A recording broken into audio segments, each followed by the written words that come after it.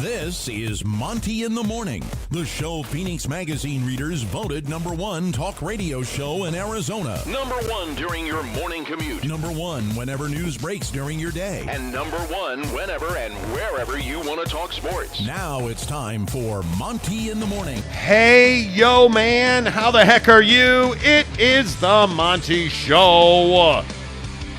Happy Thursday, August 18th. 2022. Jake, what's going on with your hair today? What? Like, show America the back of your head. What are you talking about, bro? What? Yeah, dude, Jake's having some issues with his hair. We'll talk about why that happened today. Another very, very bad day for the Pac-12. All those details coming up. The Jazz announced their TV deal and fans are pissed. Plus, I had a run-in with my neighbors last night. Was I right? Was I wrong? Did you go full Karen mode? I actually didn't go full Karen mode. Okay. I was really proud of myself. Okay. We'll talk about all that coming up, but first we need to remind you, as we do every day, that we are sending 2 listeners to Las Vegas to check out BYU and Notre Dame in the Shamrock Series, and it's going to be an amazing time. So many people have asked me, how do I win this prize? What do I have to do? I can't get tickets. They're sold out. Well, it's pretty simple. If you want to go to Las Vegas on October 7th and 8th to watch BYU and Notre Dame battle it out at Allegiant Stadium, the home of the Raiders, all you have to do is go to any of the 5 locations Barbecue Pit Stop has in Utah, including Logan, Layton, Lehigh, Murray, and St. George. There's a box on the counter. Walk in, say, hey, Monty told me to stop by, fill out a slip, fill it out, drop it in the box, and then join us Saturday, September 17th at the Barbecue Pit Stop in Lehigh. We are going to have a watch party for BYU and Oregon. That's the day that BYU is up in Eugene taking on Oregon at Autzen Stadium. We're going to have a bunch of wings. We're going to have some pizza. We're going to have smokers. It's going to be an amazing time. And then at halftime of that game, we're going to pull the winner. And we're going to announce who won the trip for 2 to see BYU and Notre Dame in the Shamrock Series. By the way, we'll do our Football Saturday show live at Barbecue Pit Stop that day. So it is going to be amazing. That is Saturday, September 17th. Time details will be announced as we get closer to that. But I should say we'll be getting off the plane from Hawaii. Yeah. To go and do that show. So that's going to be amazing. It is all brought to you by our good friend Devery Davis at Academy Mortgage. 801-543-9666. All right. Without further ado, yesterday was another very bad day for the Pac-12. Let's get into it because I think this is a really important question. Is the Pac-12 still a viable conference? And I got to tell you, I don't think it is. We told you on this show yesterday morning before the Board of Regents met. In fact, if you go back to Tuesday night, I was tweeting numbers that sources had told me added up to what, the Pac-12 was able to get from ESPN in their TV rights deal. And that was about $30 million per season, give or take. Right. And that was going to be a $300 million deal over 5 years. And that was the maximum that ESPN and Fox were willing to pay for first and second tier rights. And that ESPN wanted 2 Pac-12 After Dark late games, 1 for TVRadio.com and 1 for ESPN Plus, the ESPN app. And that Fox wanted the premier early window game. Okay, cool. People said I was stupid, that I was only on, YouTube because I'm good looking. Like, it was amazing, right? Yeah. And then yesterday, and Jake, I want to put up this tweet. Right. Because I think, again, we all know that it is true. That I am indeed good looking. I saw it. I think we can all agree with that. Right. But apparently, I also have good information because Stuart Mandel yesterday from Sports Illustrated, I believe, or The Athletic, I could be wrong. Stuart was live tweeting the University of California Board of Regents meeting. Right. And if you look at what Stuart Mandel tweeted in a report, the president of the University of California system says that, hey, the TV rights deal is only worth $350 million because USC is leaving the conference with UCLA. Is this the dagger? My God, Jake, we actually, have an idea of what we're talking about. I mean, we're still doing this in my basement, but we know what we're talking about. That's what Ute fans were saying, that we had no idea what we were talking about. Right. But there's some interesting stuff in here. Look at this from the LA Times. This is a screen grab from the LA Times. And I'll read this for you because I think this is really important. Switching conferences is expected to significantly improve UCLA's athletic department finances while increasing the size of its recruiting base and enhancing its brand in rapidly shifting college sports landscape. Now, here's the important part. Before a recent court settlement with Under Armour, the Bruins athletic department was saddled with a $102.8 million deficit. UCLA also faced the prospect of cutting Olympic sports teams in years to come had the school remained in the Pac-12, whose revenue has fallen well behind that of its counterparts in other parts of the country. That is directly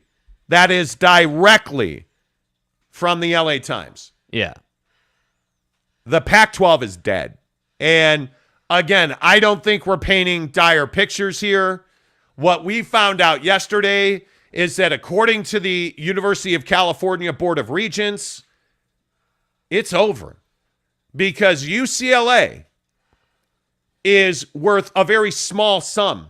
USC on its own is worth 30% of the Pac-12's TV revenue. Facts.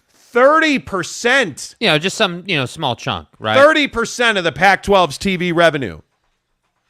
And when you lose USC and UCLA, you're losing $130 million a year in TV revenue.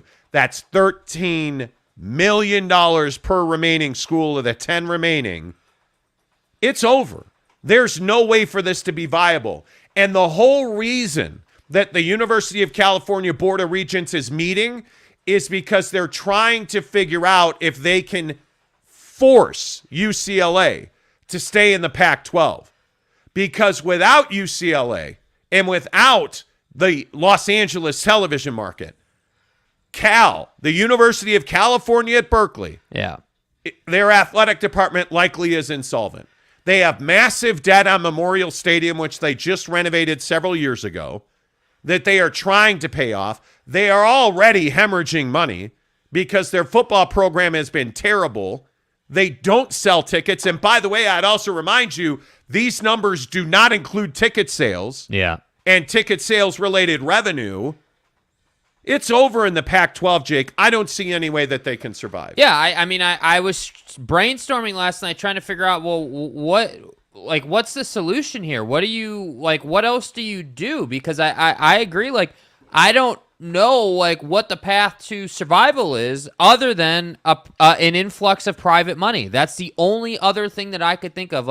Hey, a booster came through for your individual school. A booster came through for Cal and help them, or something in the private sector that kind of bridge that gap from where you are now to where you need to be. That's the only thing that I think could really help them or really keep them viable. I completely agree. I don't know what else you do. I mean, this is what happens, again, when you spend a decade or maybe even more than that not doing your job and allowing people, like Larry Scott and the older regime to do what they did. And I know, hey, it's SC's fault. Hey, if SC had been better, okay, cool, great. But the fact is SC, this isn't SC's problem anymore, right? SC is not, they're out. They're gone. There's nothing you're doing about them because they're a private school. So you don't have a board of regents that governs your school. You're private. You can do what you want. So the point is that I just think it's high time to stop talking about like, oh well, man, if SC had done this or done that, or if they hadn't left, well, I got news, they did leave, and you can't do anything about that. No. And it's time to figure out how exactly you're going to survive, because it's not just that you're in a financial hole or that you're behind the curve from these other schools. Many of these schools left in the Pac-12 have debt load, and that's the problem. That's a huge deal. And it's because you've lost so much money. Yeah. Over the last 10 years in the Pac-12, the money you have not made has put a lot of these schools in a hole. I mean, you're talking about UCLA, the University of California at Los Angeles, a massive institution, that was essentially bankrupt athletically and had to sue Under Armour, who pulled out. And the only way that they were able to survive on a baseline level was to win that lawsuit. There's no doubt that they are going to the Big Ten, not because it's a cash grab, but because it's the only way that they can survive. And I think that's the thing that people are not accounting for. This is not an issue of just, well, they just wanted to make more money. Guy, this is an issue of survival athletically. Yes. There is a chance, in my opinion, there's a chance that the University of California at Berkeley is really athletically, they're insolvent. They're bankrupt. Yeah. They cannot afford to have Olympic sports. They can't afford to have rowing. They can't afford to have track. No, I guess not. They're in real trouble. And without UCLA, they're in even more trouble. And my question is, what is going on with Utah? Utah has an Under Armour deal, obviously, but you're looking at a situation with Utah where you have to make a move now. And I want to put up this graphic that we showed you a couple of weeks ago about Kyle Whittingham and what Kyle Whittingham said about the here and the now. Right. Kyle Whittingham said, quote, "It's important for the Pac-12 to make noise on the national scene whenever we get opportunities like that. We have to make the most of it. If you want to gain respect, gain national attention, you got to come out and win some of those games. Yes. Hopefully we can go down to there to Florida and play like we're capable of." That is Utah head coach Kyle Whittingham talking about how important it is that they go to Florida and win. And I want to put up this Stuart Mandel tweet again because I think this is the essence of what we're talking about. Yeah. A new TV deal was estimated to be worth $500 million a year. So USC's departure dropped it to $350 million, a loss of $10 million per year for UCLA and Cal. And now you leave, UCLA leaves with them. You're at $300 million a year. I don't know what else. You're at $30 million a year for 5 years. Like, yeah, you're in real trouble here. Yeah, I mean, that's just not that doesn't give you a lot of options, and that's why I say, like, yeah, there's a lot of conversation in the different fan bases and the people who are admirers of the sport about like whether winning matters or not, or whether this is an on the field issue. And I'm here to tell you that winning always matters. Winning, dude, again, it comes down to why you play the game, right? You play the game to win the game. You don't play just to participate. And I think that winning is the only reason that Alabama is Alabama. Do you think anybody would care about Alabama if it wasn't Nick Saban and a gazillion national championships? No. Who the hell? It's Alabama. No. Who the hell cares, right? Like, the winning portion is what's made the SEC the SEC. The lack of winning portion is what's made the Pac-12 the Pac-12. The winning portion is what's made Utah the last few years. So that's what I mean. I completely agree with what Witt said there, and I think that the Pac-12 doesn't prioritize winning in every category within football, like on the field, in the pocketbook, in recruiting, on TV. Like, winning is what matters, and it's such a novel concept, but I feel like sometimes these leagues just lose sight of that. It's like, again, this whole conversation that we've been having about like streaming and TV deals and like whether we're talking jazz or college football or whatever, you can't lose sight of what feeds you, which is winning football games and having your fans be in that game with you, watching that game, watching the moments. You have to have that. And they don't have that. And that's why they're struggling. No, and I think that the real question here is when you look at the Pac-12 and you look cash-strapped, the California education system is. Yeah. I just don't see a path to survival here. Because if Cal is in this much trouble, the other thing that was truly amazing yesterday was I just think that most people in the Pac-12 have no idea how business is done in the Pac-12. Like, I look at some of the comments by the Board of Regents. So the University of California Board of Regents, basically the governors who control the University of California education system. So UCLA, UC Berkeley, specifically in the Pac-12. The Board of Regents was asking, well, why can't Cal just go join the Big Ten? Well, let's just have Cal go join the Big Ten and everything will be fine. It doesn't work that way. Whoever came up with that shit need to be fired. It just doesn't work that way, man. Like, they have no idea how major college football is administered. Yeah. And that's your lifeblood. Yeah, it's incredible. Football athletically, and I think most people who watch this show probably know this, in college, football is what pays the bills. Basketball does not pay the bills. Basketball is a nice supplement, right? Football pays the bills. Football makes it possible to have track and rowing and cross country and soccer and badminton. But football also makes it possible to have a full slate of female sports. Women's sports is largely dependent on the revenue generated from men's sports. And I am blown away. And I know that California's got incredible dysfunction. I get that. As a state, as a governance, I totally understand it. I am amazed that the people who run the UC system have no idea how major college football is operating. How's that even possible? I don't know. How is that real? That you have no idea that you can't just say, okay, well, we're in the Big Ten now. All right, where's my $100 million? Like, are you serious? That it's completely ridiculous. Well, and I think it's very on brand for, what we've seen, frankly. I think in the Pac-12, you've seen that the prioritizing TV and distribution and thus prioritizing making money hasn't been at the top of the list. And so it's no surprise that these people controlling these schools or whatever are not privy to how college football works. And this is why I say it's not just good enough. Like, we're going to have a conversation later in the show about like radio and where things are at and what's going on with a major station in this country.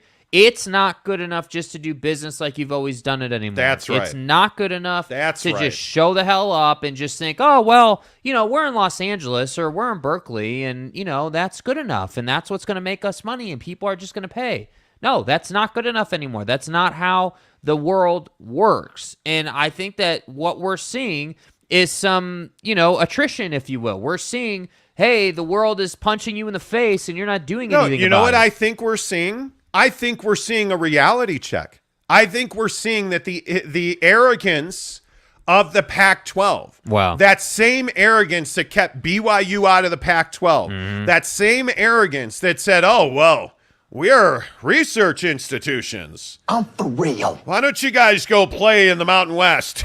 All right. That arrogance is coming back to bite you right in the bag right now because it's really despicable. You have horribly mismanaged this. Yes. You, USC, are largely at fault for the demise of this conference. But the fact that the UC system has no idea how college football works is why this conference is dead on arrival. It's incredible. I can't even fathom it. And I think the only way that the Pac-12 can survive is twofold. If the Board of Regents at the UC system says, UCLA, you are going to stay here, which I don't know, there's some question about the legality of them doing that because there's very, very murky, ambiguous language in their contracts that say, hey, you can go make decisions. And it looks like UCLA followed the rules as little as they needed to make this a reality. Bro, these rules were established in the early 90s. And they basically said, yeah, hey, you can do whatever you want to do with your athletic department. You just have to keep us advised. I'm going to do that. You don't have to ask our permission. Just let us know what you're doing. And that's exactly what UCLA did. See, USC is a private institution. They don't have to ask anybody's permission. UCLA is part of the California education system, the UC system. They have to let people know what they're doing. But that's just incredible. Just that rule on its own is truly incredible. Hey, UCLA, bro, you can leave the conference, but just make sure you let us know, on your way out the door, will you leave a sticky note on the computer monitor so we know that you left? That's essentially what you're saying, dude. And that to me is what's incredible. I look at some of these other conferences. That would be like the ACC being like, yeah, hey, Duke or UNC. Yeah, if you want to go to the SEC, go ahead. It's fine. It's fine. Just let us know, okay? That's the problem with the Pac-12. And we're talking about athletics. And I think this will resonate with a lot of people. These are the same people who don't know how college athletics or college financials work. And we're asking them to educate our children. These are the people at the UC system that we put in charge of making sure our kids are set up to succeed educationally. He's a bum. That's who we're talking about. And we're sitting here wondering why the Pac-12 is in shambles, because these morons are the ones making, life-changing decisions. Yeah. And they were asleep at the wheel. And UCLA just walked out the door. And for the last decade, nobody said word one about how much that rent in downtown San Francisco was. And meanwhile, here in the state of Utah, you have, without question, Utah has won more games of consequence as far as national championships and competing for a national championship. Utah's won more games of consequence in the last 10 years. BYU has blown the doors off of Utah business-wise. Yeah. BYU has not sprinted past. They're riding a rocket ship past Utah business-wise with their ESPN deal, their financial viability, their Nike deal. You have a company in Under Armour that has multiple deals across multiple schools in the Pac-12, and they're damn near bankrupt at Under Armour. Meanwhile, you've got little old independent, you're not good enough to be in our conference, BYU. Little brother. With one of the best uniform packages in all of college athletics, mind you, being on national TV, bringing 1 million viewers to the TV every single game they play on all of the ESPN networks. Catch me outside. How about that? By the way, they're playing a massive schedule. I would remind you, strength of schedule came out. BYU is 13th? Yep. In strength of schedule. Utah's 107th. Not good. BYU is running circles around the Pac-12. And I don't think I need to remind most people just how well BYU did against the Pac-12 last year. Yeah. This isn't even a comparison. You can sit here and you can talk about how, oh, well, we've won the rivalry game. What does that mean? So go ahead and tell me again. And the reason I'm so fired up about this is all of the Utah hacks that came out on Twitter the other night were like, you're lying, you're making it up. And then the UC Board of Regents, 32 hours after I tweeted that, hey, sources are telling me that it's, $30 million per school per year for the remaining teams in the PAC. Oh, you're making that up. You don't have sources. And then the UC Board of Regents reads those same numbers in an open session. And you're telling me, hey, well, you're being a BYU homer. You're clickbait. Hey, call it what it is. It's $30 million. Who's going to make more money next year on their TV deal? BYU or Utah? Yeah, I don't know, because I don't know that Utah's going to get any money in a TV deal. If it's $30 million a year, which is a nice little $6 million raise comparatively speaking to where you are now. Here's the other thing you got to remember. I was talking to somebody that knows San Diego State's situation pretty well yesterday. And they were saying that San Diego State doesn't view the Pac-12 is a big jump forward, and that San Diego State has not accepted an invitation, which I am told is on the table right now, waiting for San Diego State's signature. San Diego State hasn't accepted that invitation. No. Now, they're only making, I think they make about between 7 and 10 million per season on their TV deal. And people are like, well, why wouldn't they want to jump up by 3.5 times? Well, here's the problem. You're getting a brand new football facility. San Diego State athletics is on an upward trajectory. What happens if you join the Pac-10 at that point and they collapse? Then what? And by the way, San Diego State, I think, knows it has options because they're in Southern California. And if we learned anything from the UC Board of Regents, if we learned anything, we know that the Southern California TV market is valued by the networks. Mm-hmm. San Diego State, actually, for the first time probably ever, has leverage. Beautiful facilities, well-respected, destination recruiting market. And now I think there's a real good chance that in the next round of expansion, whether that be Big 12, whatever, I think San Diego State's gonna be a gem. They're going to be somebody that these conferences are after, Jake. And I think that's why nobody is jumping to get into the big or the Pac-12, Pac-10, whatever you want to call it now. Yeah. I mean, I think the issue is, like, obviously there's just not a value proposition. That's the thing. Like, I think, and furthermore, I'd also say, like, the San Diego State thing, like, it's not just that there's not value for them in the PAC. It's that there's not a plan to move forward to get value. Dude, like $30 million a year. It's embarrassing. It's school. It's absolutely embarrassing. And then you combine that with, like, you know, for those of you who listen to the show regularly, you know, hey, like, the way USC got out of the Pac-12, go back and listen to it. But essentially, they went behind the Pac-12's back and prevented expansion so they could leave. When San Diego State's looking at the conference, they know these stories. They know you're not making money. There's not a plan to move forward. Your schools are escaping behind your back. Like, it all just points to a poorly run, mismanaged, mishandled, like, I guess the word that comes to mind is incompetent management of this conference. And that's the problem. Again, look around at the other P5s. Like, the other P5s are fine.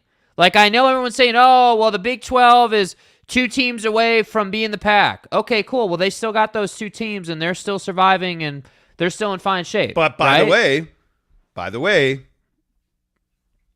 the Pac-12's insolvent.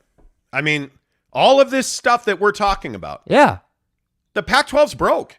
Like, it's amazing to me, like, hearing you say that, and I say to myself, the Pac-12 is broke.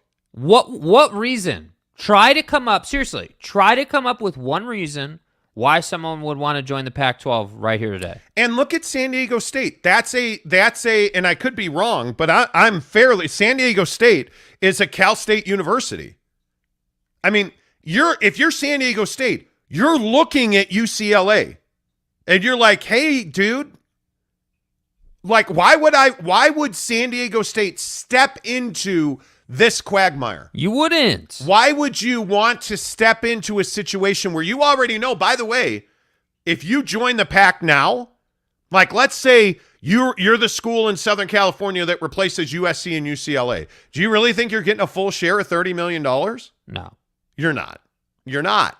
So, yeah, I would agree if they're making, and I was told they're getting $9 million a year in TV money. Mm-hmm. If you're getting $9 million a year in TV money, are you really going to move to the Pac-12, Pac-10, Pac whatever's left for $15 million? No. Like, how much do you think San Diego State gets? Because if Oregon stays, right, UCLA and USC are out. Let's say San Diego State and one other university enters, and Oregon and Washington stay. Do you really think that Oregon's going to give San Diego State a full share? No.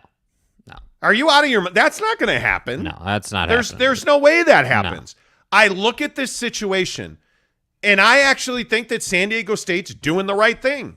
I actually think the Big 12 is doing the right thing by not doing anything at all. Because excellent strategy, sir. The Big 12 doesn't have to act. Yes. The Big 12 in all likelihood, from what I'm told, the same guy who told me, hey, it's $30 million a year in the Pac-12 is telling me it's like $50 to $55 million right now today. If the Big 12 doesn't do anything, they're going to get about $55 million a year per school.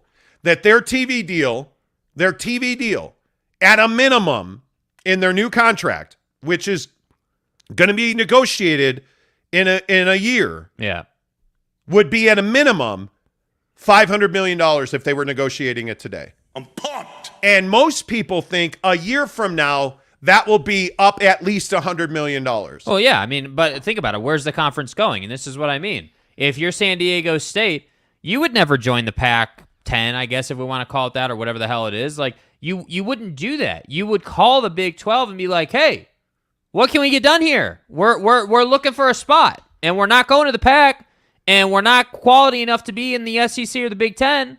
So what's up? What can we get done? And yeah, because your TV deal is worth, let's just say 70 a year for each school. Yeah, sure. We'll take 40 a year.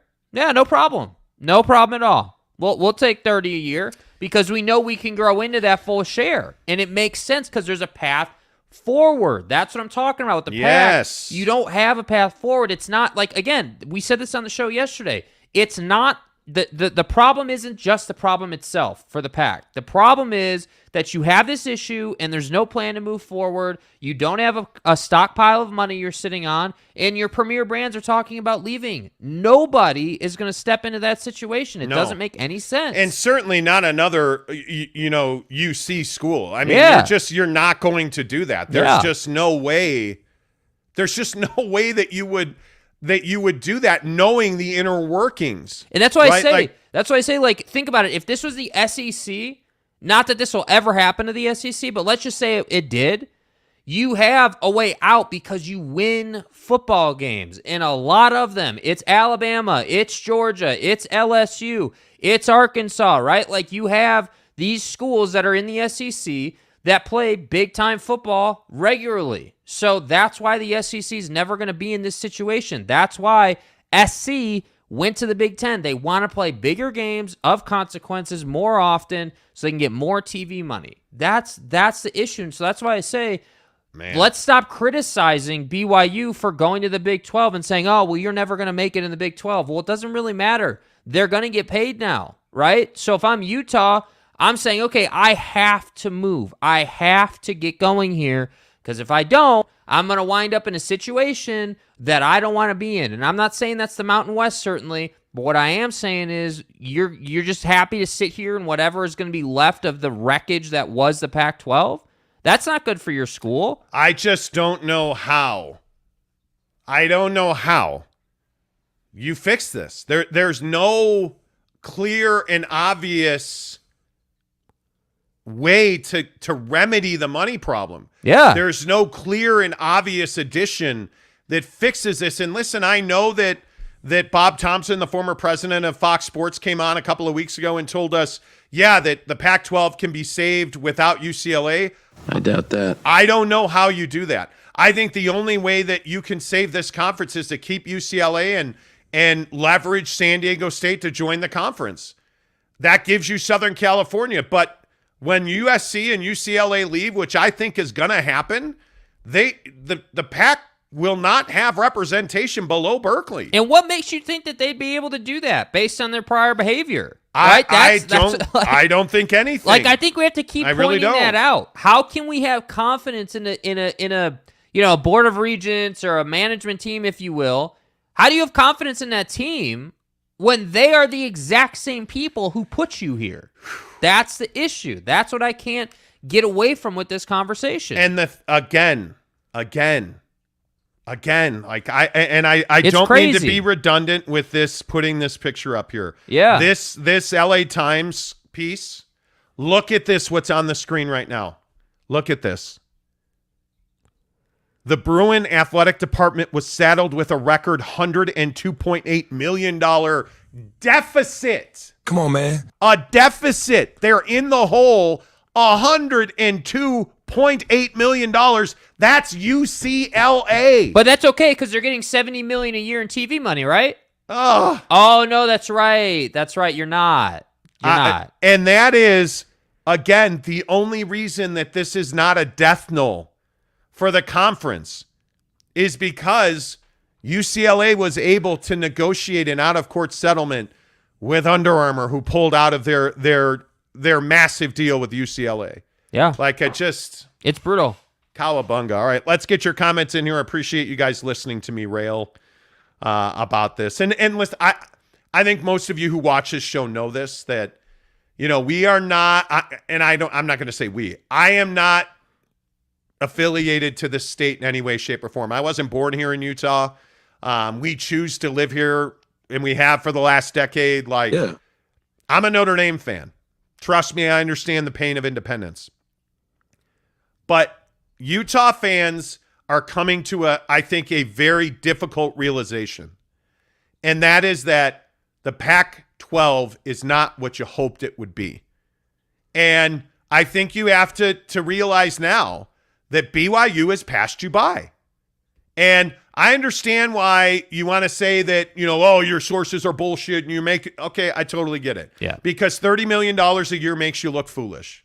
It makes you look like the minor leagues. Mm-hmm. And I understand that, Bill Riley on ESPN 700, I guess a couple of weeks ago, somebody tweeted at me that he said it would be $50 million a year. Well, there's not a conversation right now alive or a mathematical equation, quadratic or whatever, or algebra, geometric, or, you can use whatever map you want to find, but yeah, you're going to find nothing that says you're worth $50 million a year. Do you know what that's like these days?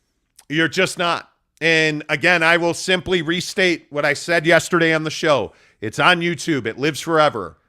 I was told by a TV source very close to this that they are going to get $30 million a year for 5 years per school. So get your facts straight. Per school, period. That's the max. That's the ceiling. Yeah. And that's, to me, that is just really, really unfortunate. Really unfortunate. I mean, it is. Yeah, and by the way, real quick, that's average annual value. Yeah. That doesn't mean that the 10 remaining schools each get $30 million. Yeah. That's not what that means. That's average annual value. And I think this is why I say, if you're Utah and if you're a Ute fan, there's a hard stop coming. Kyle Whittingham didn't say what he said. Kyle Whittingham didn't say, hey, we need to go out and win games. This is Kyle Whittingham. He didn't go out and say, hey, we need to go and beat Florida and make a statement. When does Kyle Whittingham ever say stuff like that? Never. Read this statement from Kyle Whittingham. And this is a guy, by the way, who just is coming off of a Rose Bowl appearance in a Pac-12 championship. Mm-hmm. And he's talking about how it's important for the Pac-12 to make noise on a national scene whenever we get the opportunity. Oh, you mean like week 1? He's got to go, and I know we've talked about it on this show. They need to go to Florida and make a statement. Because if they go to Florida and lose, God forbid they go to Florida, the Utes, and get their doors blown off, nobody's going to remember the Rose Bowl. Nobody. And I think if you go to Florida and you win, and if the Utes are what I think they are, which is a one-loss team, and man, I hope that loss isn't to USC. Mm-hmm. If they're a one-loss team and they're a conference champion again, yeah, and they go to the college football playoff, because at one loss and a champion of the Pac-12, you can do that. We're having a different conversation. Yeah. The home of the Utes needs to be the Big 12. And I think there's a possibility that happens. We're sitting where, by the way, has anybody noticed the Big Ten has not announced their TV deal yet? There's a lot of thought that could happen today. We'll see if that happens. I don't know. Here we are at 9 a.m. Eastern. We'll see what happens. Y'all feel me? 8 a.m. in Chicago. Let's see what happens. Yeah. But if they announce that and those schools are getting an average annual value of $100 million a year, the Big 12 has to act. Yep. The Big 12 has to act. They have to go and put because this thing, and I'm not trying to be redundant. I just want you to understand the gravity of that Regents meeting yesterday. The grim picture that was painted for the Pac-12 yesterday. It was ugly. it was as bad, I think, as it could have been. Too bad. When you're telling us you're broke and you're telling us that you don't know how college football works. That is a shocking admission. Yeah, it's just embarrassing. I think it lays the foundation for your conference not to exist anymore. It is That's what it does. And I wish I had that now, but I want to read you. I want to read you the Stuart Mandel tweet, and I'll find it. But it's amazing to me. And if you don't follow Stuart Mandel, I mean, he is the editor-in-chief at The Athletic for college football. Mm-hmm. If you don't follow him, I think you're missing out. But he talks about, how they don't know. In the UC president's office yesterday, you would think, Stuart Mandel said, the UC president's office would have access to some inside info. But no, they're citing, quote, media reports for the Pac-12. That you own UCLA and you don't know the financials of the Pac-12. And as you can see, there's not much hope for you left. How? Like, the incompetence. Yeah. And these are the people we're trusting to educate our children. Mm-hmm. Like, think about that, man. Yeah, it's not good, dude. When we talk about the future, and listen to this. This is the tweet I want to read. One of the Regents seems to be under the impression Cal can just decide whether or not it wants to be in the Big Ten too. Another just proposed they should model out various scenarios for Cal, quote, including one where it moves to Division III. Bro, what are you talking about, man? Are you serious? Do you have no idea? And I know they're just those wacky hippie lettuce smoking fanatics in California. If you guys ever want to kick it, we'll flow. But this is your job to know this. Yeah. I am just terrified. But this is my point. Our future. This is my point. The Pac-12 has always been run by old rich white dude who doesn't seem to care.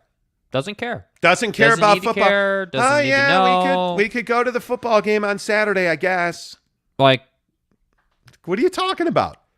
What are you talking about? Dax Johnson, good morning to you. Johnson. Morning, boys. The Pac-12 is dead, and the Big 12 needs to take advantage. Also, what's up with all the haters towards you guys on Twitter? I think, and look, this is just my opinion. I don't know. I think it goes back to when we were, when I was on K-Fan. By the way, these are all the same relationships. Like, when you ask me who I talk to, I've been talking to the same people, and they've all just kept moving up. Now, I've been regressing. I mean, hell, I'm sitting here next to Jake in his basement. Yeah, I mean, in my hair. I mean, obviously, I thought that was the best one on Twitter the other day. Oh, you just do this show in your son's basement. Like, come on, guy. I think this goes back to, and the hilarious part is, like, this guy on Twitter the other night's like, yeah, we're still waiting for BYU and Texas to form a super conference, which was never what I said. What I said was, hey, Texas and USC both would like out of their situation, and they would like to form a super conference. Mm-hmm.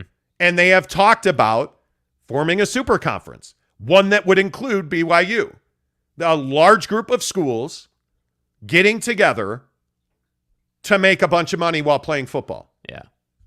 Meantime, Texas left the Big 12, and USC now has left the Pac-10. Yeah. So you can tell me that I don't know what I'm talking about, but if you just follow the timeline, I have failed forward apparently relationally because I just happen to know people in the very good positions. I've worked in pro sports for 30 years, man.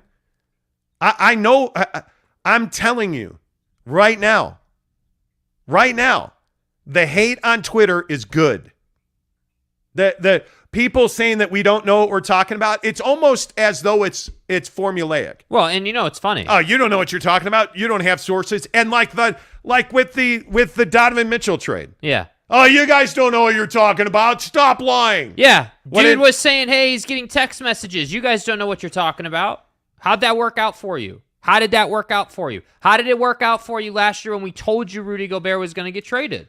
It's consistent. Yeah. And that's why I say not to push forward too far, but we're going to have a conversation about radio later in the show, and you want to be here for that. That's what I'll say. Be here for that. By the way, I thought it was interesting, and we're going to talk about the Jazz in a minute. Yesterday, Stephen A. Smith said that he's talked to the Knicks. Mm-hmm. And the Knicks are frustrated because Danny Ainge is asking for 6 picks. Well, wait, what did you say? Didn't you say?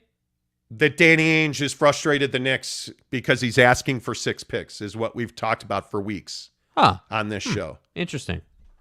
Hey, man, you know, it is what it is. Don't lie to me. Cody Strickland, good morning to you. Well, you guys have burgers. So should I bring my own turkey burgers? No, we're going to have wings, and we're going to have pizza.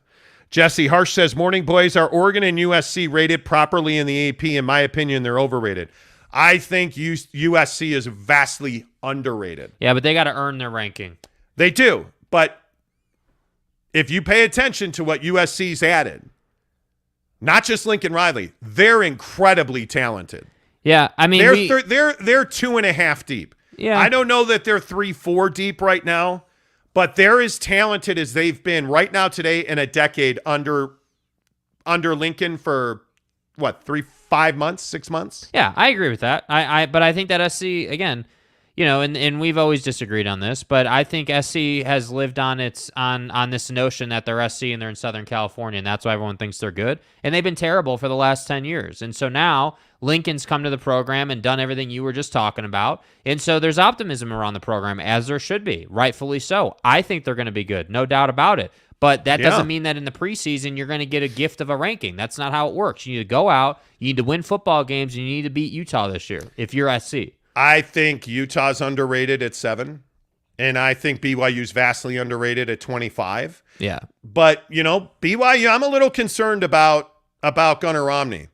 Gunnar Romney has not practiced at all, not one time.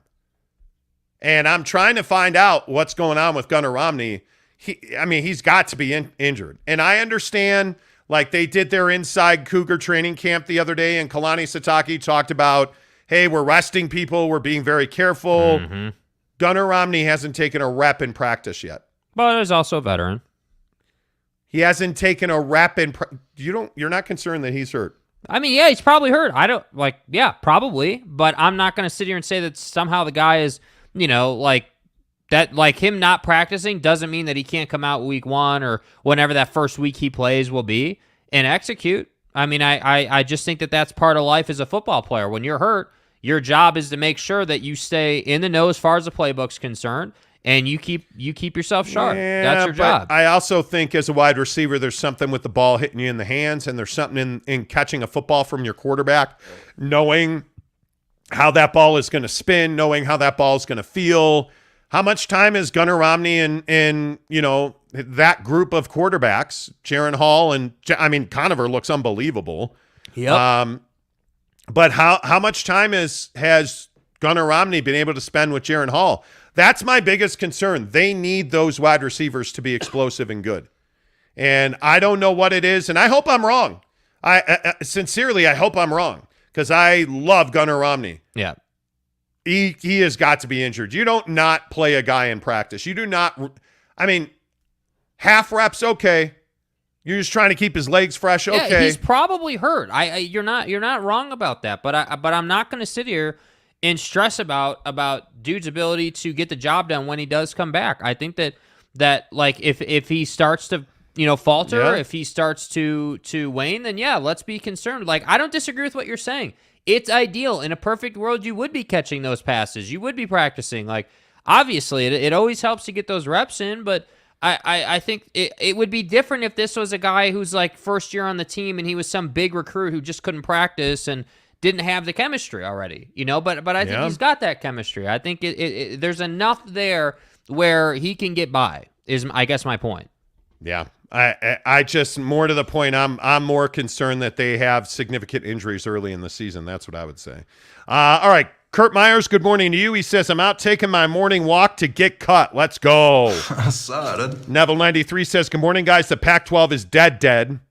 I don't see how they recover. New York Jets fan says Pac-12 is dead like the Lakers after LeBron signed that massive deal yesterday. And we're going to talk about that. I actually think that deal gives them flexibility. So we'll see about that. Richard McDonald says, I'm excited to hear what happens. The PAC is garbage. Yeah. This is what happens when you cower in fear for a year instead of living life over the flu. Yeah? Well, they didn't want to play games. I don't disagree with that. Jesse Harsh says, morning, boys. Read that one. Cody Strickland, what's up? Kurt Myers says, I watched a report yesterday that concluded the ESPN is trying to end the Big 12 and is forcing the ACC, SEC, and the PAC to gobble up teams. I haven't heard that not one time. I have not heard that from a single person. Yeah. At all. Cody Strickland says, wants to know if we'll have burgers. I don't know if our comments are repeating.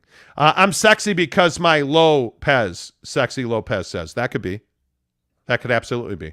M. Alvarez says, the only one looking twice is Mrs. Monty, but I'm a dude. What do I know?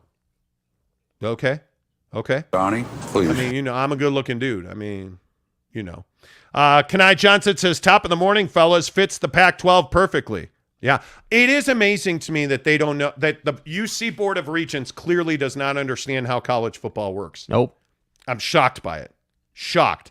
JC Destroys Ankle says, morning, fellers. What's up? Why is the U acting so comfortable with the Pac-12? Pac-12, Pac-10? With NIL becoming a thing, how can they stay competitive in this conference? But this is what I say about Utah all the time. And this has been my question about Utah for weeks. Yeah. I've brought this up for a specific reason. There's no way to get NIL deals done at Utah. It is incredibly difficult. Because if you go to the school, they tell you, well, we can't get involved. Good luck trying to get the players. Like, you DM them, nothing. Nada. And I know a few people. I have probably 12 numbers on the team. And you just don't, there's just no traction. The crazy part is a lot of the kids at Utah don't know how NIL works and are concerned that they will get in trouble. Mm-hmm. Are you serious? How is that possible? That Utah is not educating their football players on how NIL works. I have a hard time believing that. Mm-hmm. I have too much faith in what Kyle Whittingham and Mark Harlan are doing up there. Well, I don't understand the disconnect with NIL at Utah. That's one. Two, they just don't have the money that every other school has. yeah. I mean, and this is why I say when we talk about this is why I say when we talk about Utah versus BYU is in a superior position to Utah right now. That could change very quickly if Utah joins the Big 12. If you're exponentially better off financially, okay, cool, I get that. Yeah. But I think it's one of those situations where until it happens, you just don't know. Yeah. You just don't know. I completely agree. 100%. Yeah. I don't know. Let's keep rolling. Ryan Thompson says, Monty, you were spot on. The report said UCLA represented 1/3 of USC's 30% value. That is a 40% total loss total, leaving $300 million for the remaining 10 teams. Yep. Yeah. Thanks. I appreciate that. Sexy Lopez says, zombie company, higher interest rates don't help right now. What do you mean? Okay. Ryan Thompson says, PAC is losing $150 million with USC and $50 million with UCLA. Before the defections, the PAC would get $500 million. So there is that $300 million I mentioned again. Yeah, it's remarkable. Remarkable. Ryan Thomas says, Bob Thompson said motivating matchups create value. Oregon, Washington, Utah, and ASU all can create compelling matchups against Baylor, Okie, Cincinnati, BYU, etc. I don't know. There's a lot of debate about Washington's value. Washington brings you Seattle. Washington's living on hype right now. They're not a good team, and that needs to change. Well, and I think there is some of the value. Right now, today, your performance on the field is critical to your value. I think it's a part of your value. Obviously, and I just go back to Syracuse. Syracuse is not an attractive athletic program for most conferences. Oh, but they are in the state of New York, and they deliver you a massive amount of human beings. What's the difference, though? The key difference between Syracuse and Washington, in their respective conferences, is nobody's leaning on Syracuse in the ACC to make money. Nobody. It's nice to have them, but they don't need them, right? It's nice that you have that addition of the New York portion, But it's not like if somehow Syracuse closed its doors tomorrow, the ACC would close its conference. Sure. Washington, on the other hand, is important to the Pac-12 or Pac-10 success. Like, they are a premier brand. They were a premier brand until their team was not good anymore. So that's what I'm saying. Like, it's different in my opinion. Yeah, we'll see. I think it's going to be very interesting to see who goes where and who's got real value. Because I think between Utah's value on the field, I think Utah's total brand as an athletic department, their total brand as an institution, education, I mean, they just bring so much to the table as a total package at Utah. I think they have value. They have tremendous value, especially when you consider the reach that the Big 12 would be looking for, which is why I think San Diego State is such an incredible asset. And then you look at Utah joining BYU. I mean, it gives you a really big game every single year in multiple sports. Like, there's a lot to it. Mm-hmm. There is a lot to it. So I would be high. I would be very high on Utah's value. Richard McDonald says it's simple. When you put politics over everything, including your product and student athletes, you're bound to fail. I agree with that. JC Destroys Ankle says, welcome to the Monty Show, where Jake is giving his Netflix password to Greg Hawkins. I'm not sure, Okay. I don't know what that means. Yeah, I don't know what that means, bro. Steve Peterson says, good morning, Steve, with all due respect. Yes. The non-California schools have allowed the California schools' arrogance to destroy the Pac-12. That's a really good point. Yep. That's a really good point. Yep. That is a really good point. James Nelson, good morning to you. Utah can't exactly join the Big 12 without an invite. No, they can't. But I think there's no doubt that invite is either coming or has come already. Yeah. It's simply a matter of process. And I have no doubt that the Big 12 would find Utah an attractive member and would add them if they thought they could add them today. I think the Big 12 is doing the exact right thing by waiting and being patient, because the Pac-12 is eating itself. Mm-hmm. I mean, you're just watching it burn down. I mean, this Board of Regents thing yesterday, I mean, it just put all of their dirty financial laundry out there. I mean, you have multiple institutions in that conference that are in trouble financially. And that's just in the UC system. I mean, we now know that Cal and UCLA are in financial straits. Like, they are in real trouble. It's not the best situation, and we all know that. And, I mean, it is not. I think it's extreme. Somebody asked me yesterday if I thought that Cal Berkeley sports would go away. That's not going away. I mean, but could you see Olympic sports go away at Berkeley? I think you could. Concessions of different sports. Yes, I think you could. I think that's a real thing, because they're in a hole, and there is no way to dig your way out of that hole. Final. You're just not making any money. Yeah. You're not making any money.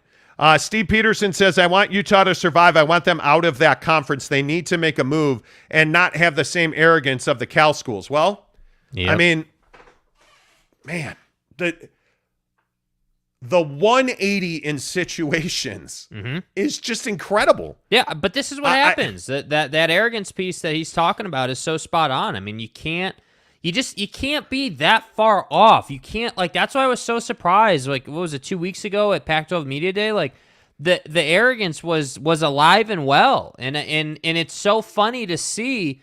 You chose to have the Stanford AD sit next to you. Why? What has Stanford ever done for you? How about UCLA? How about Utah? How about Oregon? The schools that pay your bills. How about those guys? Yeah. That was incredible. Yep. Richard McDonald says, Monty, politics killed the PAC. I know you're left-leaning and probably don't want to admit that, but it's literally in PAC commercials. Well, whether you're left or right, this is a money thing. I don't necessarily believe that politics are why, the Pac-12 is dying. I don't believe that at all. I mean, I think really bad business decisions. Yeah.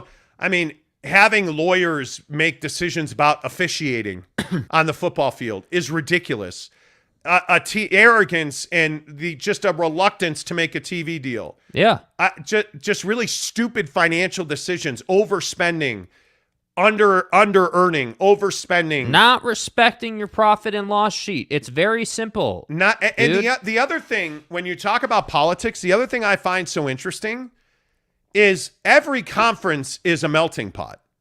I mean, if you look at the Big Ten, from Rutgers all the way across the country to Los Angeles, I mean, what does New Jersey and California have in common? You look at what you're getting in the Big Ten, there's such a dichotomy of a corn farmer and a corn farmer and a lawyer from USC are completely different humans. Yeah. But they all can come together and make that work because they're going to win games. Mm-hmm. They're going to make money. The reason that a school like USC and UCLA, who are neighbors, the reason that they're leaving together is because they understand their relationship. They understand their value, which clearly the conference did not. Yeah. So the difference between Seattle, Berkeley, and Los Angeles is far more than their political left-leaning. Mm-hmm. It's far more than that. It's a lack of communication. It is a lack of understanding. It is a lack of the ability to operate inside of a structure. All of that has fallen apart in the Pac-12 because you allowed Larry Scott to manage this thing straight into the ground from a penthouse. Yeah. From a private jet with a 3-piece custom-made suit on. You allowed that to happen with no accountability. That's what is so shocking to me. Yeah. And you allowed President Yao at USC to just roll over you. And I think I got her name wrong, but you allowed USC to absolutely torpedo the conference. Carol Folt, thank you. President Folt at USC, you allowed her to completely torpedo your existence. A year ago, and I'm sure most people know this story, a year ago, a small group of presidents in the Pac-12 got together to talk about expansion. And USC President Carol Folt said, I am not interested. We are not doing this. And shut it down. And the Pac-12 never went back to it. And less than a year, 11 months later, Carol Folt and USC announced they were leaving the conference to go to the Big Ten. Cold-blooded, clean, methodical, and thorough. She flipping owns you, bro. Yeah. And you allowed that to happen. Straight assassin mode, man. So not only have they sucked for a decade, USC, not only have they been scandal-ridden, not only have they had multiple scandals in basketball, one of the biggest scandals in the history of college football, you went to them and you said, hey, would you be okay? Would you mind if we expanded? No, I don't want to expand. Okay, sorry. And you cowered away in your corner, or in your penthouse, Larry Scott. Right. And you allowed UCLA and USC to dictate your fortune. Y'all feel me? And now you want to hire a new commissioner, and now you want to try and sell us that $30 million a year is just fine and dandy. Well, there's no more fine and dandy after that Regent meeting yesterday. Yeah. That doesn't exist. That does not exist. What's up, Viking? Russell Anderson, the Desert Viking, says the Pac-10 is like the high school chick that looked down her nose at everyone that ended up in jail with a mustache mugshot. Wow. Okay, I can't say I hate that. I can't say I hate that. Jordan Huey, good morning, says Michigan, Rutgers, Northwestern, all very left schools politically is not the issue. Businesses. Yeah, it has and not to hate on that guy who left that political comment, but it doesn't have to do with politics. It has to do with business, man. Yeah, I don't know, man. I think it is money management and opportunity. It's either going to make you or it's going to break you. That's it. I can't believe the Pac-12 is in this position. I can't believe it. I don't know. Richard McDonald says, thanks, Tanner. I'm not a diehard Republican or anything. I'm pretty middle of the road. What did Tanner say? Yeah. Tanner said, I lean to the left, Richard McDonald, but I agree with you. Leaning to the left too much is definitely one of the reasons why the Pac days could be numbered. Tricky T. I don't know. And I'm happy to have this discussion. Well, what it means is that, one, you're a California conference. I mean, Yes, you have Utah. Yes, you have the Arizona schools, Washington, Oregon. Totally understand that. But this is USC, UCLA, Cal, Stanford. Like, the heart of this conference lives in California. The management of this conference is in California. I think there is a stigma about that. I don't believe that, if you look at, I don't know, Gavin Newsom, the governor of California. Mm-hmm. Gavin Newsom absolutely played a role in whether they chose to play or not. But are you telling me that Washington State firing Nick Rolovich over a state law played a role in the collapse of the Pac-12? No. Nick Rolovich is a cock. Yeah. I mean, that's, That's a nickname he gave him. he's an arrogant jerk. Yeah. Like, you're putting, at the time that Nick Rolovich was refusing to wear a mask or get vaccinated is really what it came down to, because Rolovich wore a mask. But Nick Rolovich refused to get vaccinated, and there was a law in the state of Washington that mandated all public employees, all employees of the state get vaccinated. Oh, and by the way, he wasn't paid well or anything, was he? Oh, that's right. You were the number one paid public employee in the state. And by the way, he's now suing Washington State and the state of Washington, the university, the state of Washington. But you knew the rule. You knew the rule. Yeah. That has nothing to do with why the Pac-12 is collapsing. They not playing during the period of time YouTube doesn't allow us to talk about is not the reason that you're collapsing. The reason that you're collapsing is you're flipping stupid. You're terrible at the business of football. Yeah. It's not the period of time when the needle in the arm and stuff. Right. That has nothing to do with why they're collapsing. Nothing. Not a thing. They're collapsing because they don't have a TV deal. Facts. They're collapsing because USC and UCLA abandoned them for the Big Ten to make $100 million a year at some point in the future. Which is interesting because they've done it for different reasons, as we've laid out. USC did it for opportunity. UCLA did it because they had to do it. I don't disagree that politically California is a freaking disaster. Yeah. There There is no doubt about that. I actually, and I don't know, I think I've said this on the show before, I know Gavin Newsom pretty well. When I was at KGO, he was on my show regularly. We talked on a pretty regular basis. Gavin Newsom is a liberal. There's no doubt about that. He could be the face of the liberal movement. He's not the reason the Pac-12 is collapsing. Yeah. We could sit here and talk about governance and all this other crap. Politics have no role. Incompetence is the reason. If you're just tuning in, we're talking about this UC system Board of Regents meeting yesterday. Yeah. Yet members of the Board of Regents unaware that you can't just up and join any conference you want. You had a regent in the University of California system.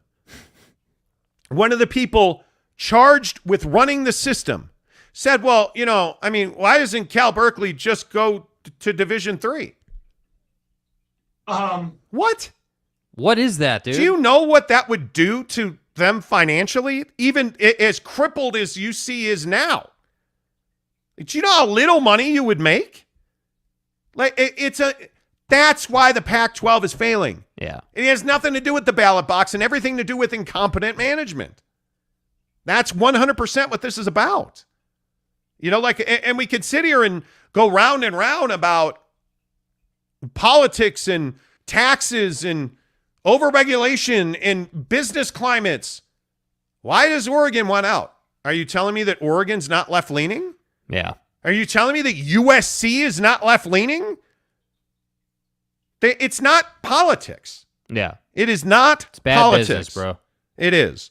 The Big Mugamba says, grew up in California, worked in LA. It's a crazy place. Left as fast as I could. Everyone thinks they are the best and what they do because they are in LA, but they have no clue. Well, listen, man, I lived in LA for over a decade. I love Los Angeles. I love Southern California. Yeah. I love the beach. Everybody's got their own perceptions. You're not wrong. My perception's just different.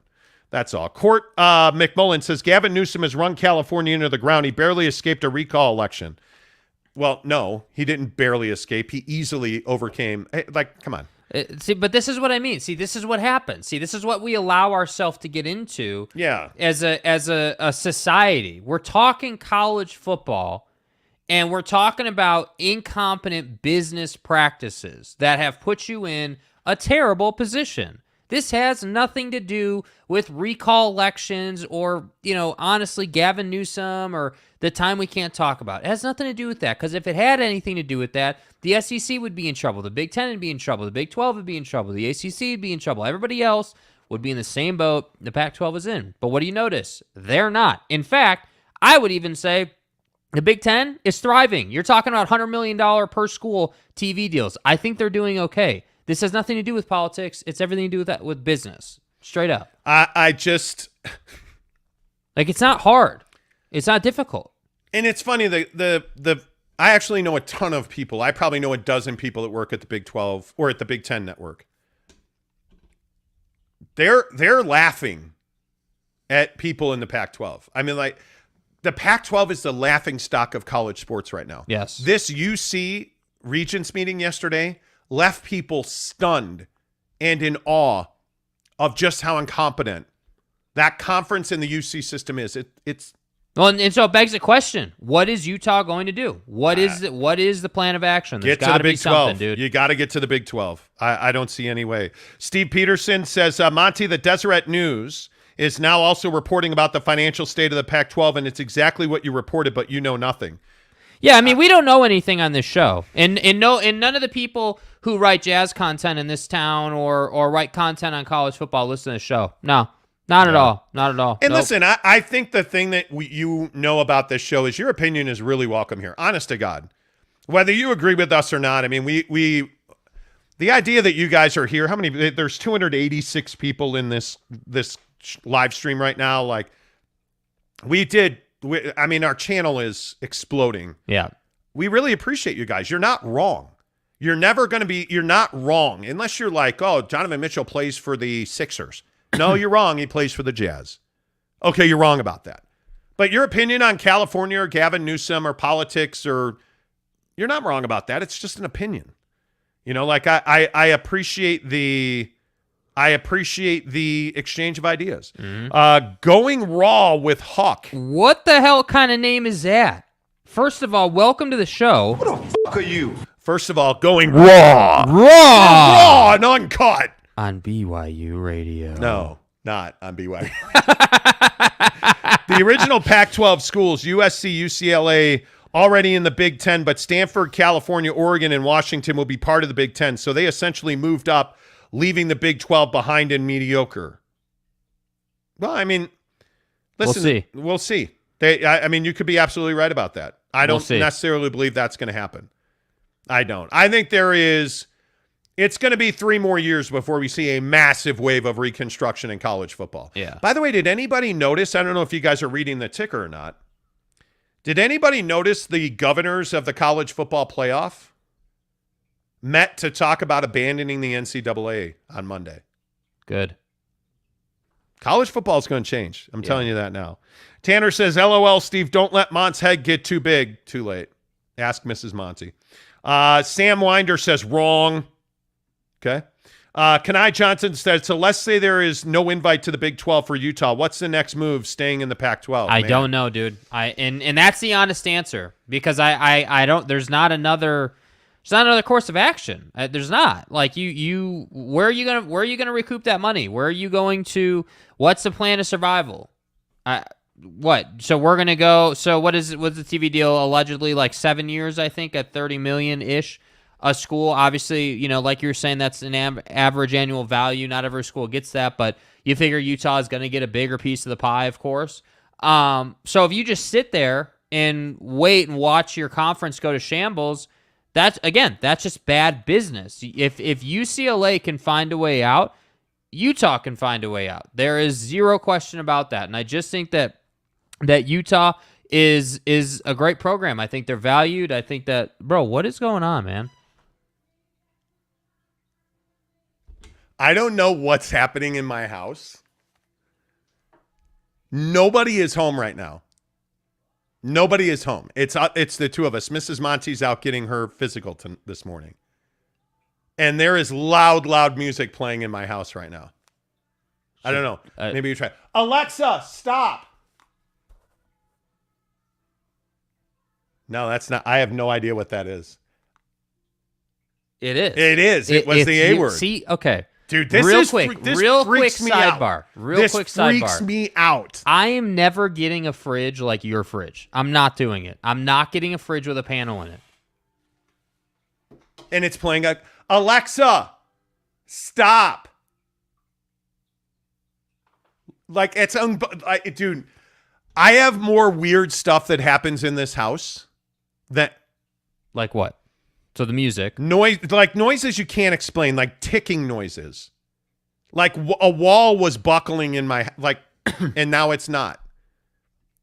It's just weird. Yeah.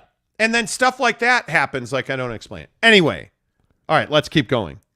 Here's the problem for Utah. Here's what's left in the Pac-10. If you stay in the Pac-10. Okay, let's call it $30 million a year. Let's call it Let's call it $40 million a year. Let's be really generous.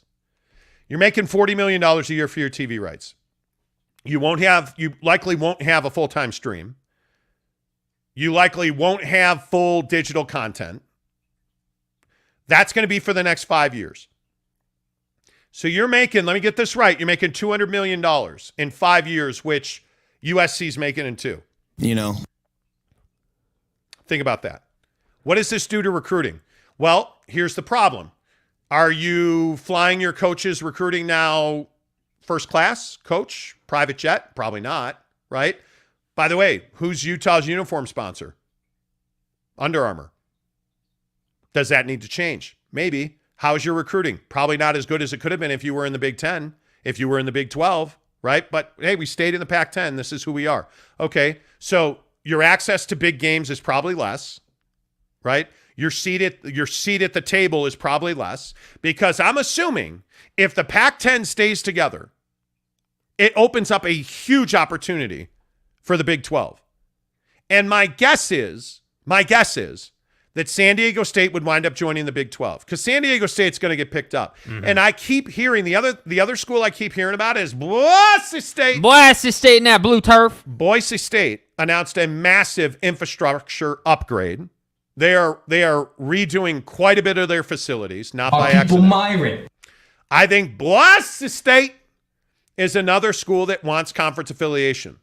And right now they're in the minor leagues. They'd like to play in the major leagues. Facilities, that has to change. Boise is an exploding market of humanity. Yeah. So TV market's growing.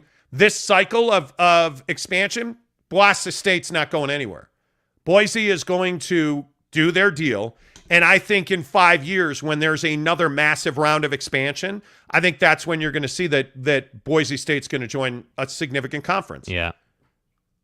Are you going to join a significant conference in 5 years? Because what's going to happen is you are going to continue to lose a ton of money. You are going to make less than half of what schools in the Big Ten are making. Yeah. If you stay in the Pac-10.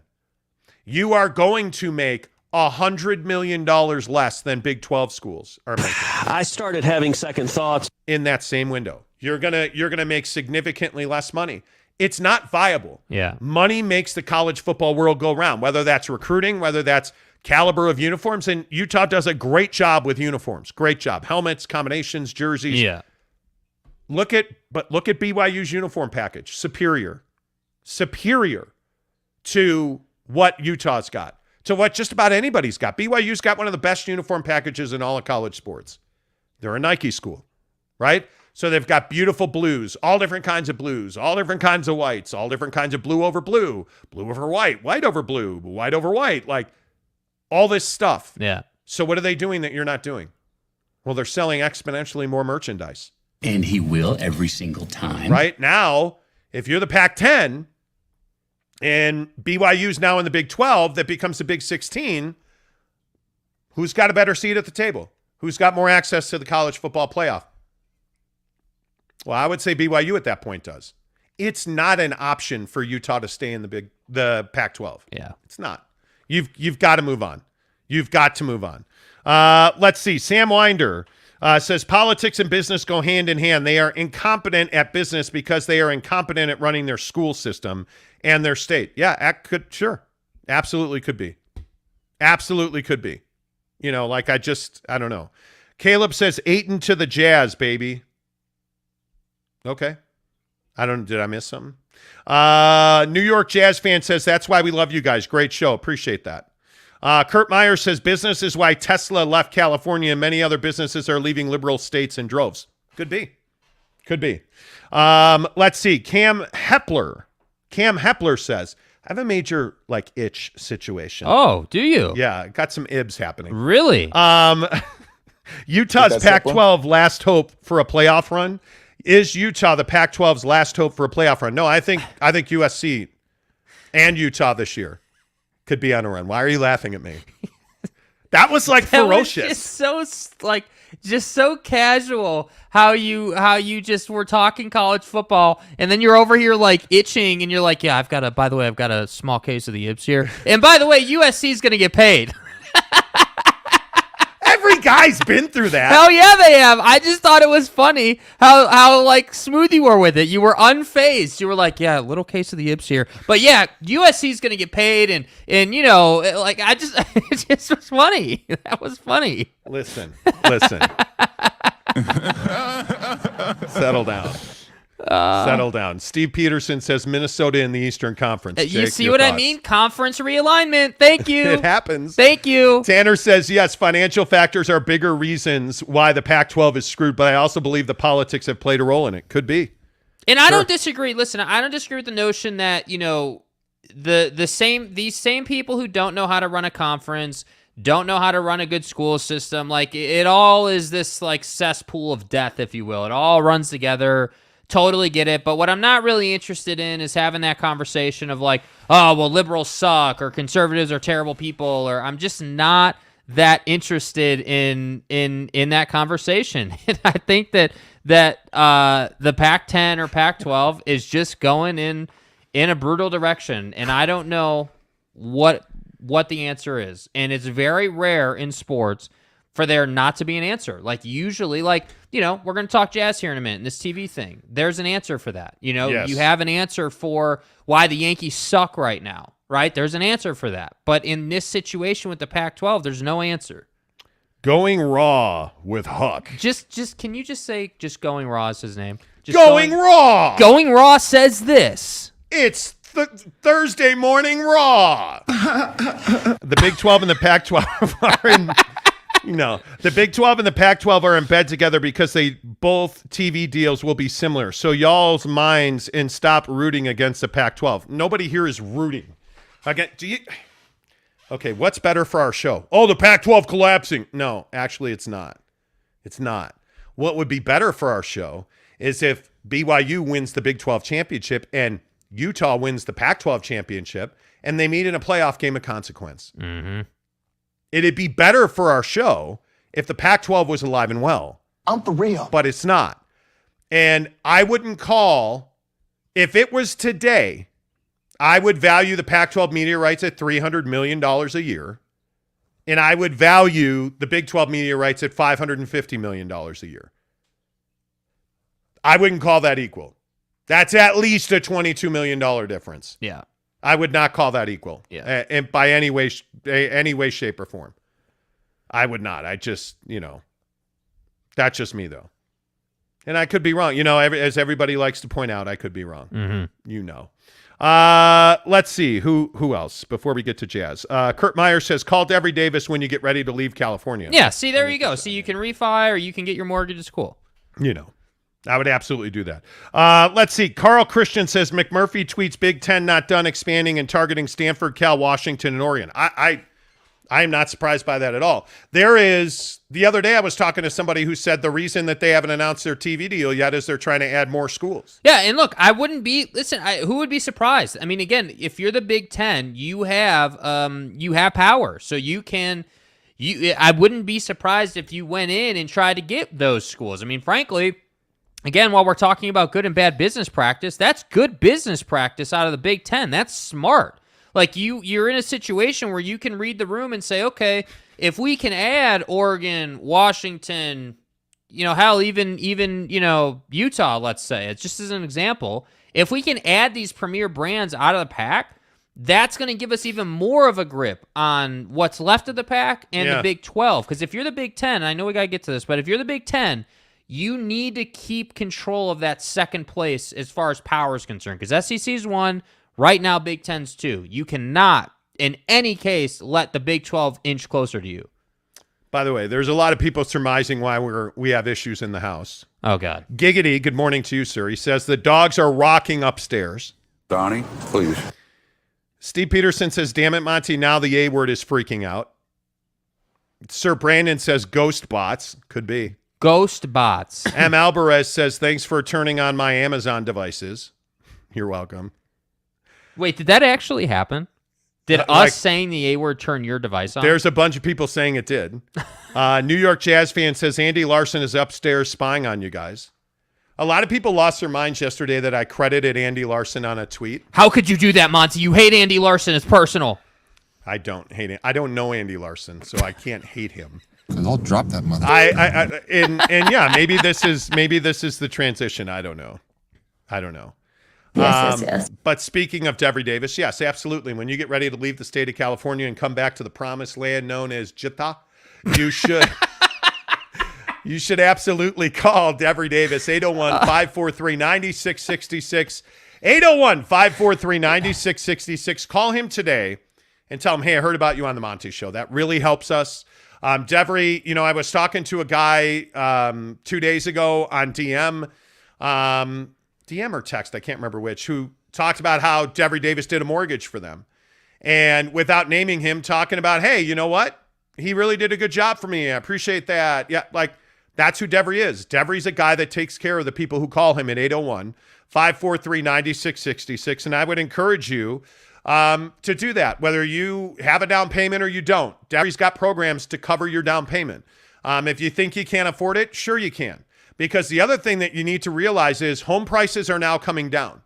We've seen, hey, home prices are super high, overvalued. Housing prices are coming down now. The recession hasn't fully taken effect. You have mortgage rates that make it affordable for you to get a mortgage, to buy a home, because housing prices are low.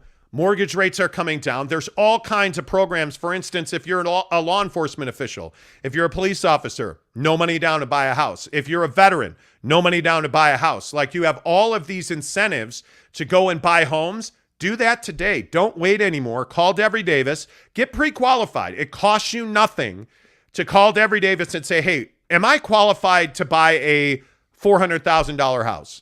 Am I qualified? I really need another bedroom for my kids. Am I qualified to step up $100,000 in mortgage? It costs you nothing for Devery Davis to say, yeah, sure, and here's a letter that makes you a cash buyer when you're competing to get that house. That's what Devery does for you. 801-543-9666.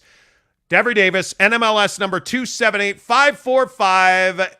Devery Davis, the Davis lending team at Academy Mortgage are equal housing lenders. All right, let's switch gears and get into the Utah Jazz TV deal, because I know that this really frustrated people. The Jazz announced yesterday that their TV deal is unchanged for the 2022-2023 season, which means if you're a Dish Network customer, you're SOL. You do not have access to Jazz games. Mm-hmm. And I think the only option is to be a DirecTV customer, because you get the NBA League Pass, you get AT&T Sportsnet, and you get to watch it on your phone. Yeah. Simple as that. I understand the frustration of Jazz fans. I completely understand it. I know that Jazz fans wanted a better TV deal. And hey, listen, if you're a Jazz fan, I understand that. You're tired of having to figure out where to watch the game. Because it's garbage. But Ryan Smith is not the guy you should be directing your vitriol at. I saw a lot of people attacking Ryan on Twitter yesterday. That's just misplaced anger. Place your anger with Gail Miller. Place your anger with the people previously who negotiated a 12-year TV deal. Yeah. that has basically locked the Utah Jazz into this position. Ryan Smith, I was told yesterday by Jazz sources, Ryan Smith wants to do a brand new ground up TV package for the Utah Jazz. He'd like to be able for you to watch games on your phone anytime you want. Ryan Smith would like to be on every single TV carrier in the state of Utah. That's going to have to wait a year. And I am told that the Jazz will announce a new TV deal by the time this season's over, and the Jazz would like to do that on All-Star Weekend to build momentum. But there's one thing that's very clear about what happened with the Utah Jazz and their TV deal yesterday, Jake, and I think it's pretty clear. Yesterday was another loss for Ryan Smith as an ownership group. And again, it was another loss, like Rudy Gobert, which I don't believe was Ryan Smith's fault either, in my opinion. But, Jake, I think it was another loss that was out of his control. Yeah, and I think that hopefully that timeline's coming to an end, as far as, things affecting him that were not decisions he made, things of the past coming back to get this organization and this ownership team. I have to imagine it's incredibly frustrating for Ryan to have to deal with this and go through it and see the fan sentiment and and see the fans wondering about what's going to take place. But again, this is why I'm going to keep banging the drum on, hey, you need to do video, you need to speak, you need to share your thoughts, you need to share your sentiment with this Jazz fan base, because again, the Jazz fan base is second in the league in viewership as far as how many people watch Jazz games when they're on local TV. And the Jazz are number 2 in the league with a 5-point share. And I think that is a flex. The only team that does more is the Golden State Warriors, And so that's why I say you have a very loyal fan base, very engaged, very interested. So to me, cool, it's great that all the reports are saying you're frustrated, but I would like to hear from Ryan. I would. I'd like we've asked him to come on the show a bunch of times, never answers. Okay, totally get it. I understand. But at the same time, it would be great to get hey, Jazz fans, this is Ryan Smith. Here's what's going on. Here's what we're working towards. This is our mission. We understand you're frustrated, but this is what we're doing about it. That's what we need, and all this would get put to bed. And it's not hard. It's not some difficult thing to do. It's dude with a camera, you sitting in your office, and that's it. It doesn't need to be more complicated than that. And that's what I think is lost on the Jazz sometimes, with all due respect, right? As the saying goes. I'm sorry, did you say with all due respect? With all due respect, that's how the saying goes. I think that it's lost on the Jazz sometimes, in my opinion, that not everything has to be rocket science. Not everything has to be this super top-notch, high-level thing. Sometimes a Jazz fan appreciates simplicity. And hey, something happened. I want to hear from my owner. What's going on here, bud? What are we doing? Interesting. Want to pause real quick here because Brett McMurphy of the Action Network, who I follow on Twitter, and I just got the notification. That Brett McMurphy has details on the Big Ten's pending TV deal, which should be announced today. According to Brett McMurphy, the Big Ten, less than 2 months after adding USC and UCLA, has landed the largest media rights agreement in college athletic history. The deal is with Fox, CBS, NBC, Peacock, and FS1 for 7 years, from July 1st, 2023 through June 30th, 2030. The deal is worth between $7 and $8 billion. The contract includes an escalator clause, meaning the deal could approach nearly $10 billion if the Big Ten's membership increases. Even after adding USC and UCLA, the Big Ten is not done expanding, sources have told Brett McMurphy at the Action Network. On Thursday, the Big Ten announced its media rights agreement, which includes splitting its football conference championship games between Fox, CBS, and NBC in 2026. The Big Ten is now pursuing Notre Dame for football membership. Mm-hmm. They would also like to add Oregon, Washington, Stanford, and Cal from the Pac-12. Those plans have not changed, sources tell Brett McMurphy. That's pretty significant. That is pretty significant. So let's say they do pick up those Pac-12 schools. Let's say then that Utah goes to the Big 12, because that's what it's kind of panning out to be now that we have this. Yes. Tell us how we're wrong that the Pac-12 is dead. Because I got news for you. If all these schools leave, San Diego State's not getting it done, right? Like little guy is not getting it done. So that's why I say I think what we're really talking about here, just based on that report, is we're talking about the death of one conference and the beginning of a two-conference college football system, meaning you have the SEC and the Big Ten. Nobody else matters. The Big 12, great, cool, awesome. You're a distant third, and you have the ACC, which doesn't really do football, in my opinion, outside of Clemson. So that's why I say that this is what I was just talking about. If you're the Big Ten, you have to pounce on this opportunity. You're about to sign one of the biggest media rights deal that's ever been done in college football.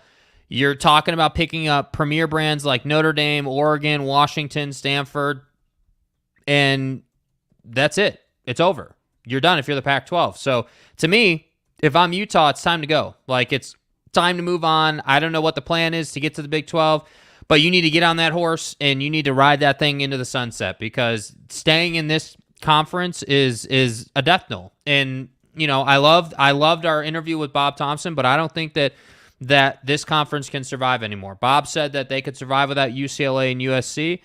This is a different beast now, right? This is, hey, like, what would that be? 40%, 50% of your conference is gone? Something like that? That's too much. You can't survive on that.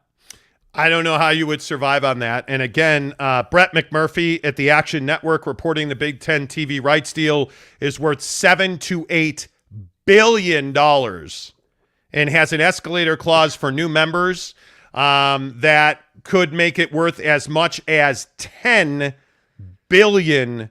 That's good business. That's how things should be done, So you start to see, the haves and the have-nots, as all these articles have been talking about. You have the SEC.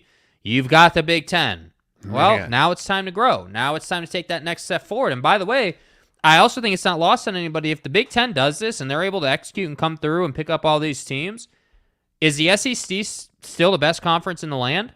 Because I think it's pretty close at that point, right? Like, I think it's really close, because now Oregon's going to recruit better. You've got SC, you've got Stanford, you've got Washington, you've got all the big boys from the Pac-12, outside of Utah, of course, which is a little surprising to me, but hey, it is what it is. So I just think that the Big Ten, if they do this, you're in really good shape, man. And I think once this gets done, then I think we have to have college football playoff expansion conversations. Now you got to start talking about, 8 or 10 team college football playoff tournament, because the Big Ten is going to recruit on the level that the SEC does, and their teams are going to get better. Ohio State is better for this. Penn State is better for this. The Pac-12 schools are obviously better for this. So it'll be really interesting to see how this works out. But assuming this deal gets done today, what if tomorrow we wake up and do the show and the Pac-12 has been gutted of its teams, or there's news like this that says, hey, that's going to happen? I don't know what that looks like for the Pac-12. Like, I don't know what you do at that point. I don't know either. I think it is incredible. It is incredible to me that we're talking about the Big Ten signing a 7-year deal with CBS, Fox, and NBC. And as we reported yesterday on the show, you also have this situation where Fox and ESPN are now working on a deal, because remember, Fox owns 61% of the Big Ten network. Right. Fox and ESPN are talking about a deal that would have marquee, big preseason games, multiple big preseason matchups. Let's surmise it's Alabama and Ohio State in a kickoff classic type game. Yeah. That nets both schools millions of dollars and the TV network's huge audiences. This is Coach Saban. ESPN gets one of those games. Fox gets one of those games. I'd have to imagine NBC, who, by the way, is negotiating a deal with Notre Dame coming up. I have to imagine that Notre Dame and NBC get in on that deal. Like, this is money making for everybody. Yeah.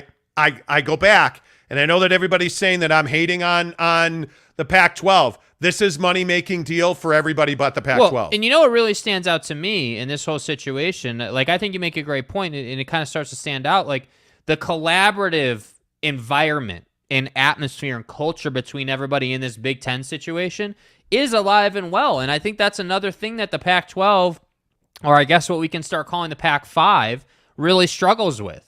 You know, like, there's not this sense of, hey, if this benefits Fox, how can it benefit ESPN and CBS and NBC? Like, how can we all, as the major 4 networks, get together and make everybody in the pot more money? Because that's the thing. When you start putting numbers together, like this saying strength in numbers, the reason that's such a powerful thing is because you're covering, I mean, like, is it unrealistic to say between those 4 networks you could get 1 billion views? Is that unrealistic? Absolutely. Right, like you could get that level of viewership across the board for this deal.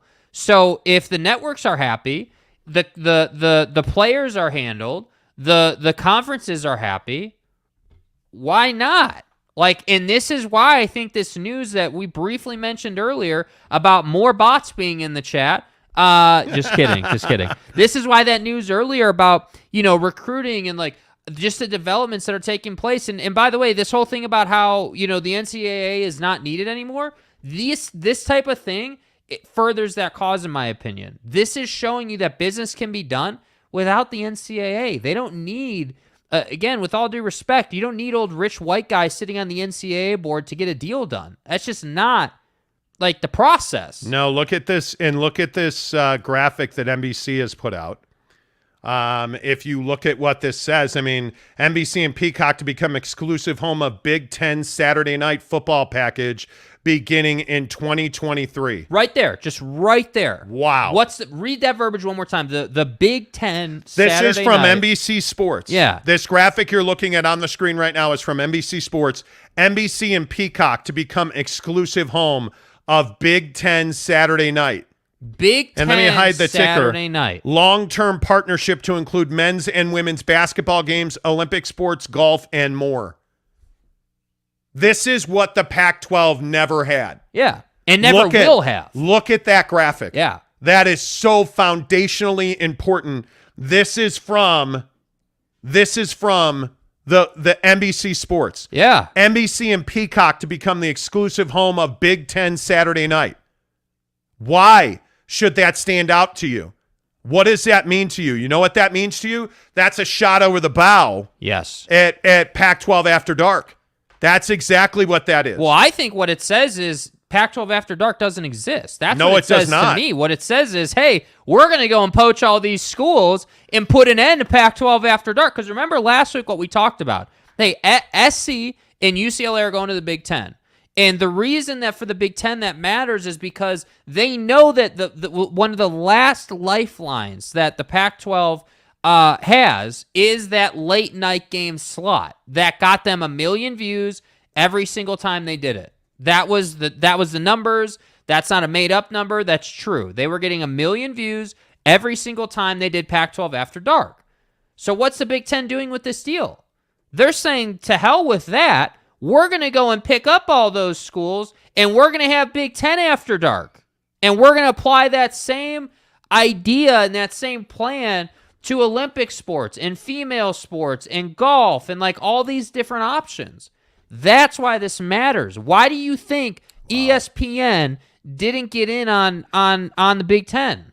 Because it's too much money. They know, Huge. Hey, we need to have our slice of the pie. ESPN has always been, hey, we got to have our thing, whether we're talking NHL or Monday Night Football or now the SEC. We know that. And why was it easy for ESPN to get the SEC? Because CBS is in this Big Ten deal. That's why. And that makes sense to me. This is a foundational announcement in the history of college sports right now. Again, Big Ten TV rights deal is $7 to $8 billion and has an escalator clause for new membership. This deal could be elevated to $10 billion with new members, and the $7 to $8 billion already includes UCLA and USC. It's incredible. Already includes it. It's a clear message that you're adding the Pac-12 schools. It's just a clear message. This is a huge, huge problem. This is a huge problem. It's over. I'm telling you right now, as I have said for a month, it's over in the Pac-12. I just don't know how you dispute it now. It's done. I don't know how anyone disputes it. I just don't know what you do. I mean, if you think about, again, I said this yesterday, I'll say it again, one of the best college football games I've ever been to, Ohio State at USC, Los Angeles Coliseum. I gotta say, I'm just fired up to be here today. You're going to get that now. So this idea that we can have Pac-12 after dark, it'll be Oregon and Washington. No, we're going to get Big Ten after dark with USC and Ohio State. And you know what's really interesting? I don't even think the viewer gives a damn whether it's Pac-12 or Big Ten. Does anybody really even care about that portion? All we care about is good football games, right? Are you not going to watch the game because it's a Big Ten game versus a Pac-12 game? No, you're going to watch it over and over, like every single time. We're all going to watch that. Like, that's why I say this is what we've been working towards for the last 2 weeks. We said, and again, beauty of YouTube, we say it all the time, channel lives forever, go find it. We said, I think 2 weeks ago, that if you're the Big Ten and you're looking at Pac-12 Media Day coming and you got these plans in the works with Notre Dame and putting together this thing where you've got early, mid, and late games all together working together, this takes that to another level. And that's why I'm saying I just respect good business. And that's what this is. I'm no huge Big Ten fan. I never have been. Frankly, I'm not even a huge college football fan. If I'm being totally honest, this might bring me more college football fandom because I'm consistently getting relevant college football games. I can consistently get the SC Ohio State level matchup. I've been saying it for years. There is nothing I love more than like Alabama, LSU on a fall day with something on the line, right? Smokers on, breeze is blowing through the trees, and you got football on. Who doesn't love that? And that's what I'm saying. That's what this does. In my opinion, I just think it's just the right move. It's incredible how this has completely changed the game in college football. And we knew this deal was coming. We knew the money was coming. But now that you understand NBC, Peacock, FS1, Fox, CBS, this is a huge deal. And now you understand that NBC Sports is and why this is so big for NBC. Why this is so big for NBC. I think this all but seals the fact that NBC and Notre Dame are going to stay together. Why would you not? I think this all but seals the fact that Notre Dame, if they join a conference as a football team, is only going to join the Big Ten. Yeah. And it makes total sense for them to do that. NBC is back in college football. Yeah, and that's a great point because NBC was on its heels for a while.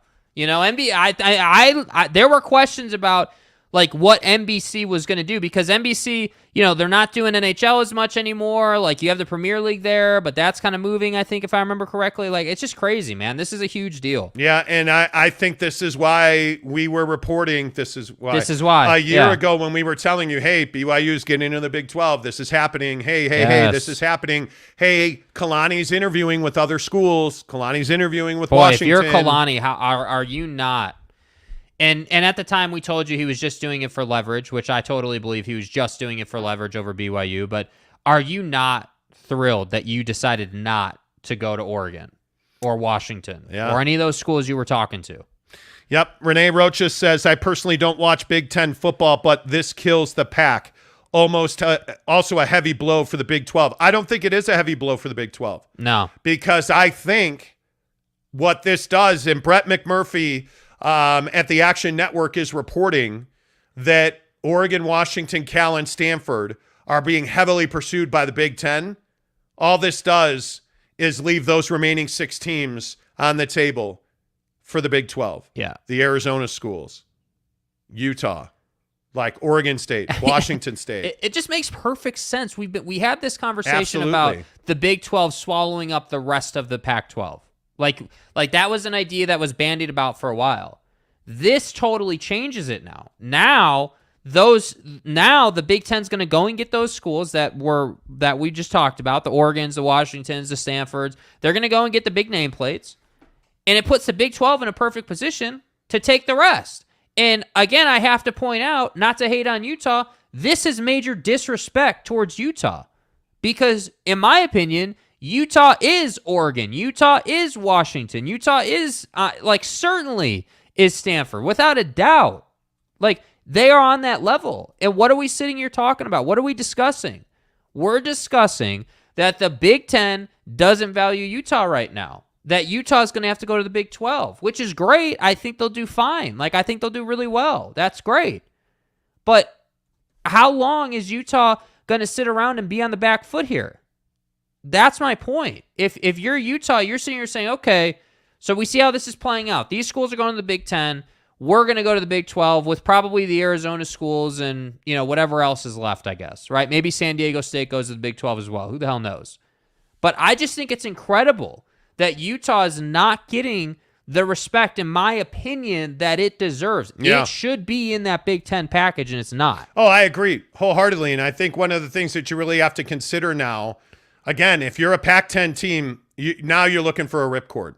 Because now also, by the way, Commissioner Warren is in Napa talking with, negotiating on different, event terms and the Rose Bowl and talking about planning for the Rose Bowl.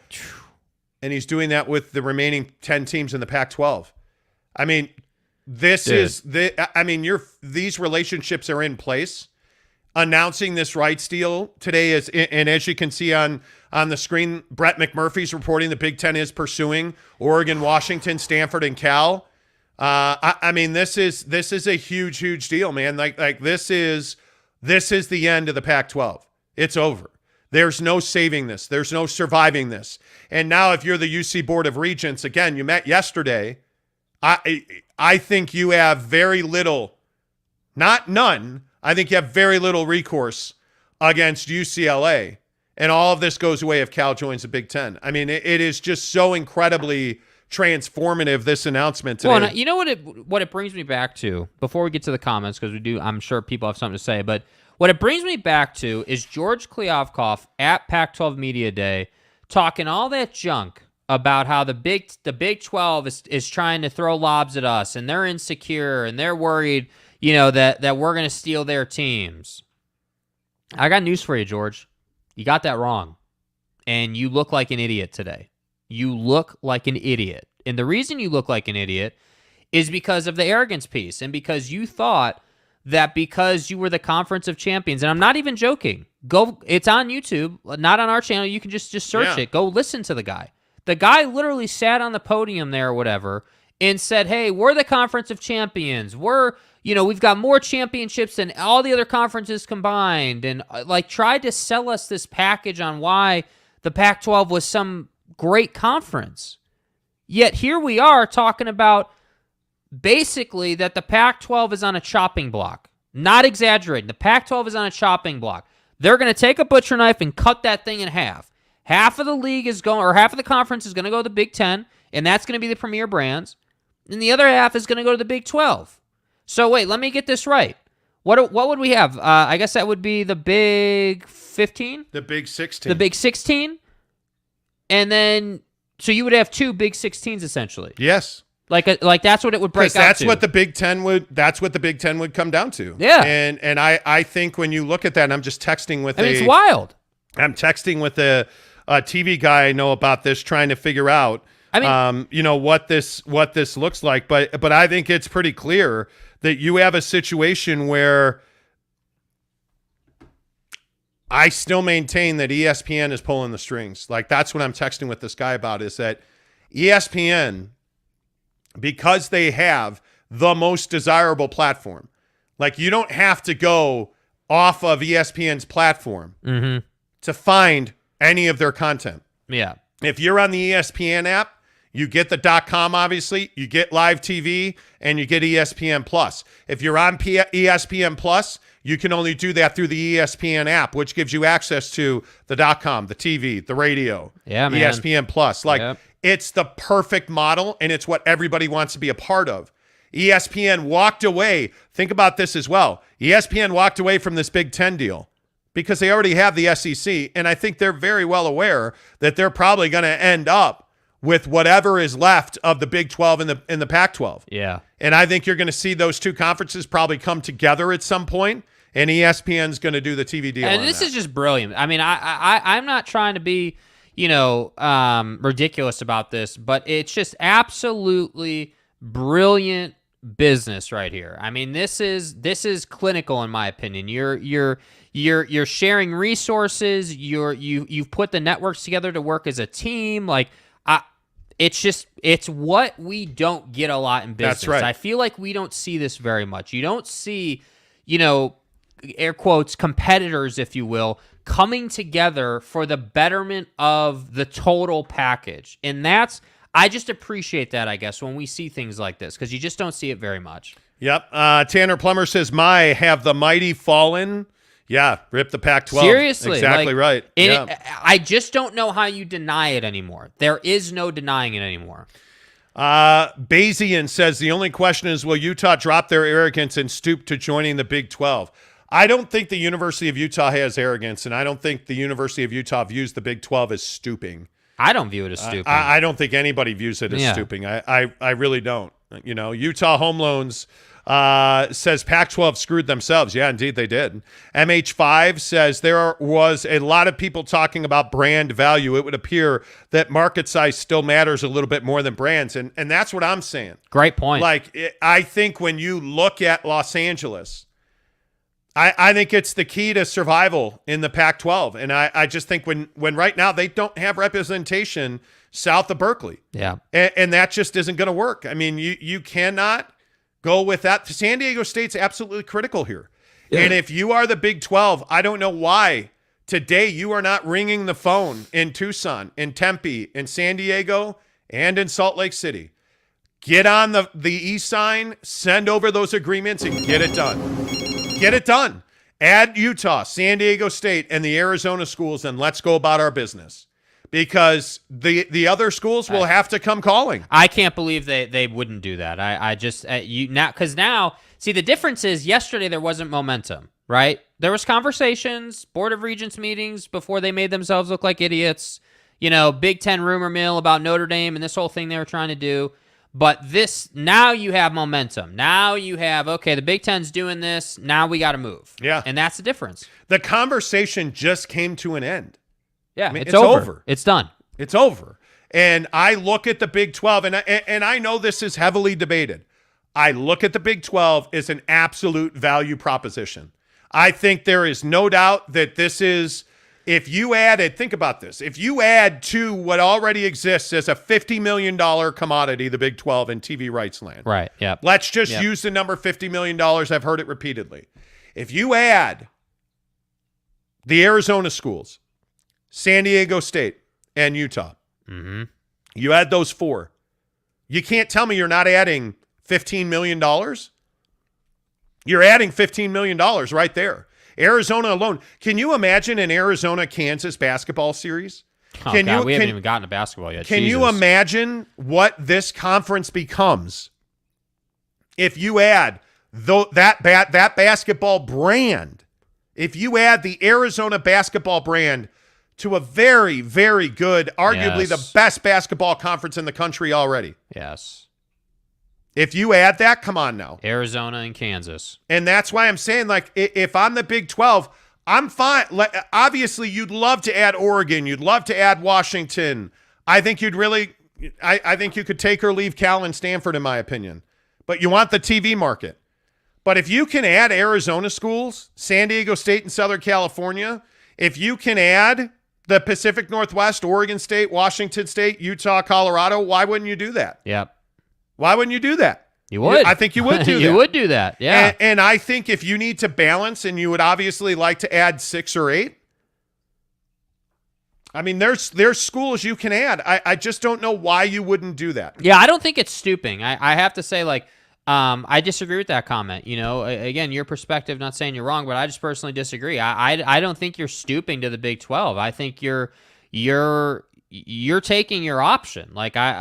That's how I would be viewing this if I was Utah. I'd be saying, okay, this just came out, and you can't tell me that Utah and these schools weren't in the know about this. Obviously, people that are in the circle know about it and knew it was coming.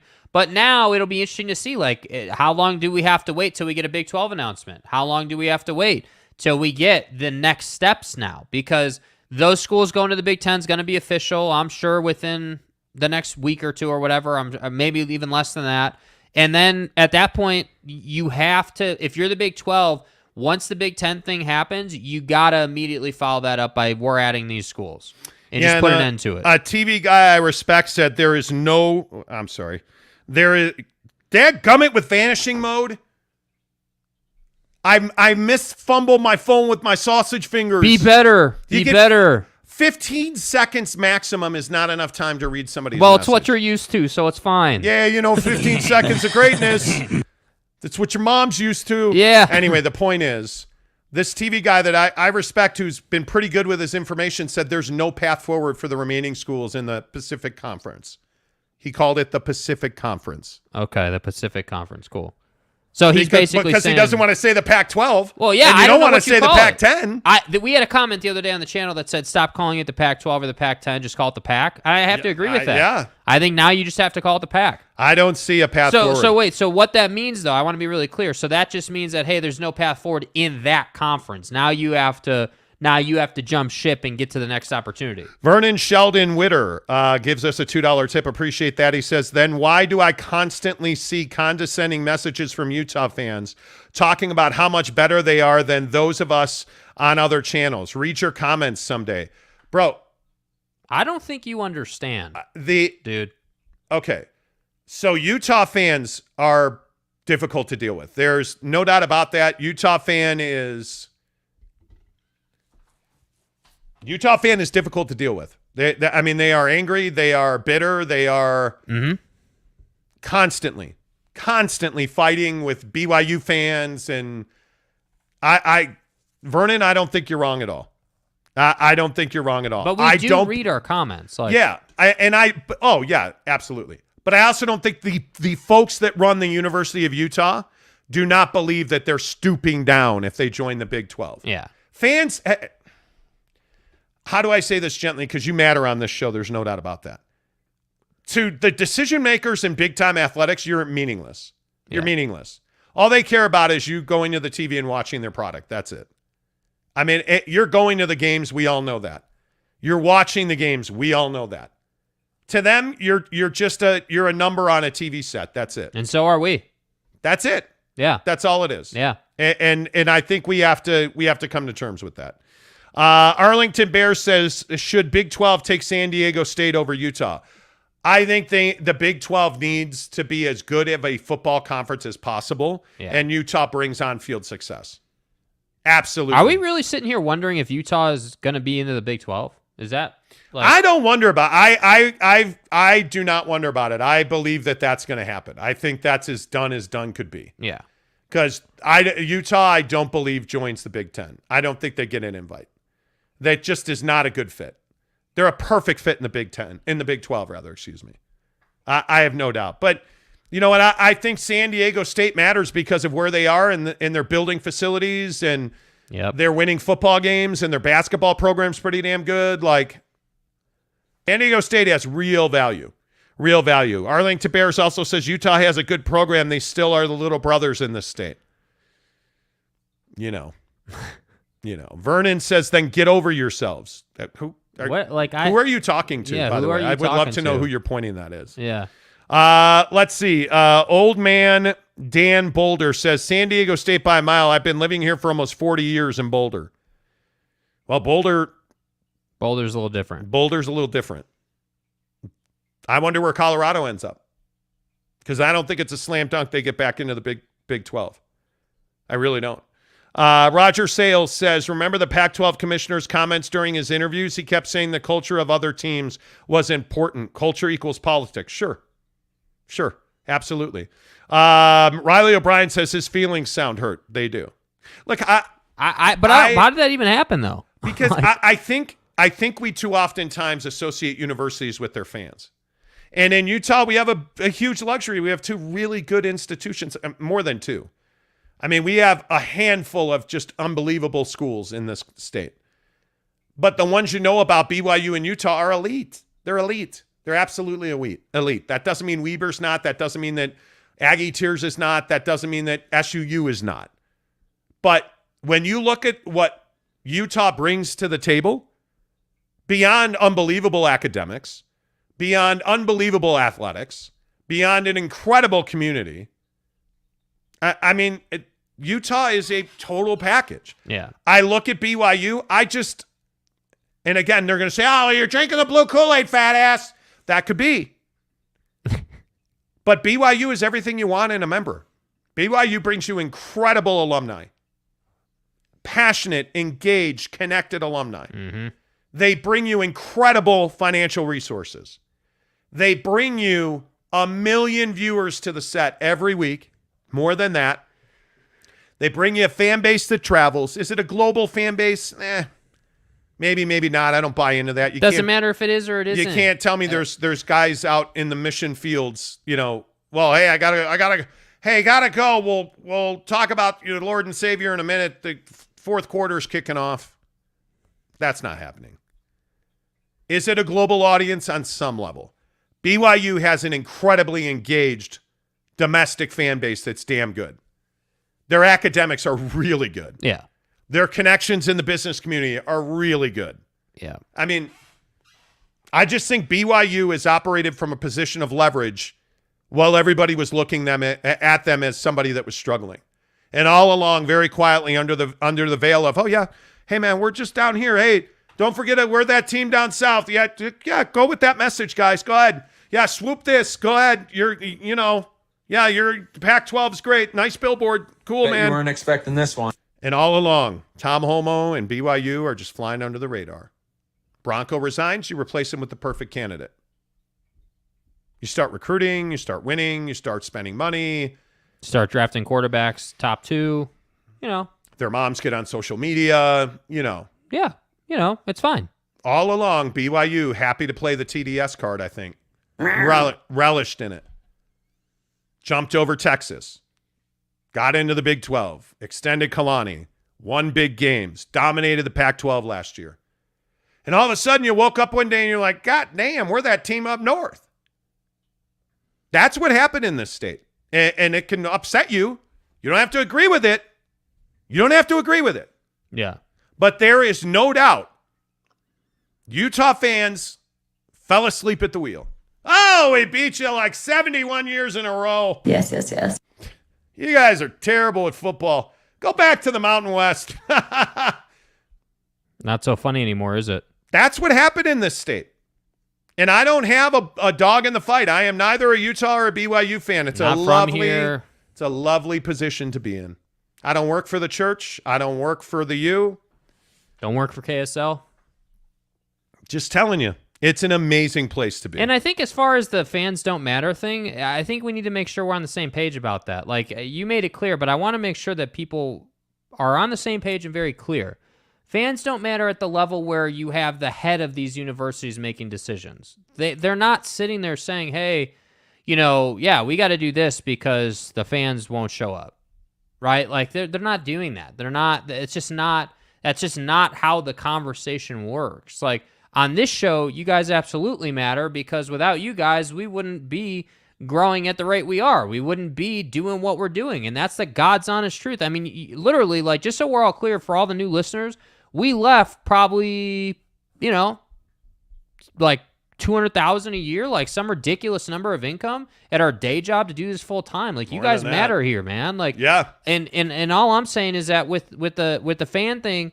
At the school level, at the tippy top, these guys making the decisions are not considering you in that decision. Not even a little bit. And it shouldn't be a thing where you get all pissy about it when we say that, because that's just the truth of the matter. Yep. Tanner Plummer says, I think you're wrong, Mont. The U of U administration is extremely arrogant. Could be.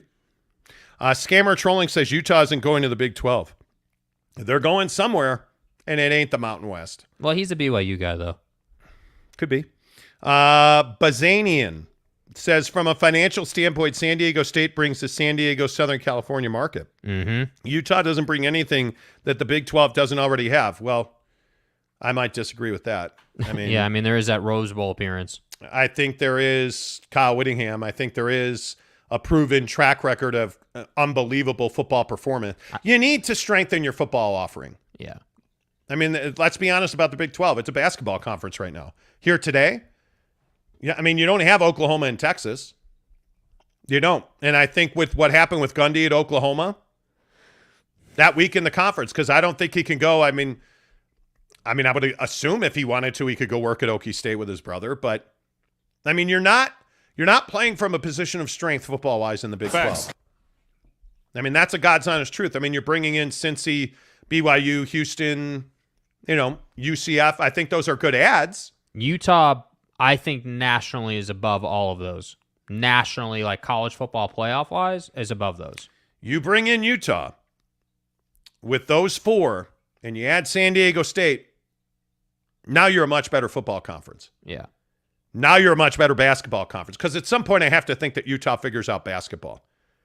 I mean, they're not going to have a choice if you're in the Big 12, man. You're going to have to figure that out. I just don't understand. Yeah, that's a different show. But, yeah, Vernon says they need to change their attitude first. They don't, actually. You need Utah, in my opinion. Let's see. Now it's become the Rain on Utah show. And I don't really know why. Utah is basically a junior college. Stop. No, it's not. Get the hell out of here with that. Come on now. Stop. That's not true. Brady Cook says, so if the Big 12 expands, do you think they will get a TV deal like the Big 10? Probably not to that valuation, but, Not $7-8 billion. I could see the Big 12 maxing it. It depends on who you add. Are you adding San Diego State? I think that brings you a lot of value. Are you adding the Arizona schools? I think that brings you a lot of value. You're adding Utah? I think that brings you a lot of value. Mm-hmm. Utah can go to any field and beat any team right now today. That brings you value. I think dominating the Mountain region brings you value. Mm-hmm. I think you could probably get somewhere close to $75 million. I think there's a lot of value in that. Yeah. I don't think you're getting $100 million. I don't. That's just my opinion, though.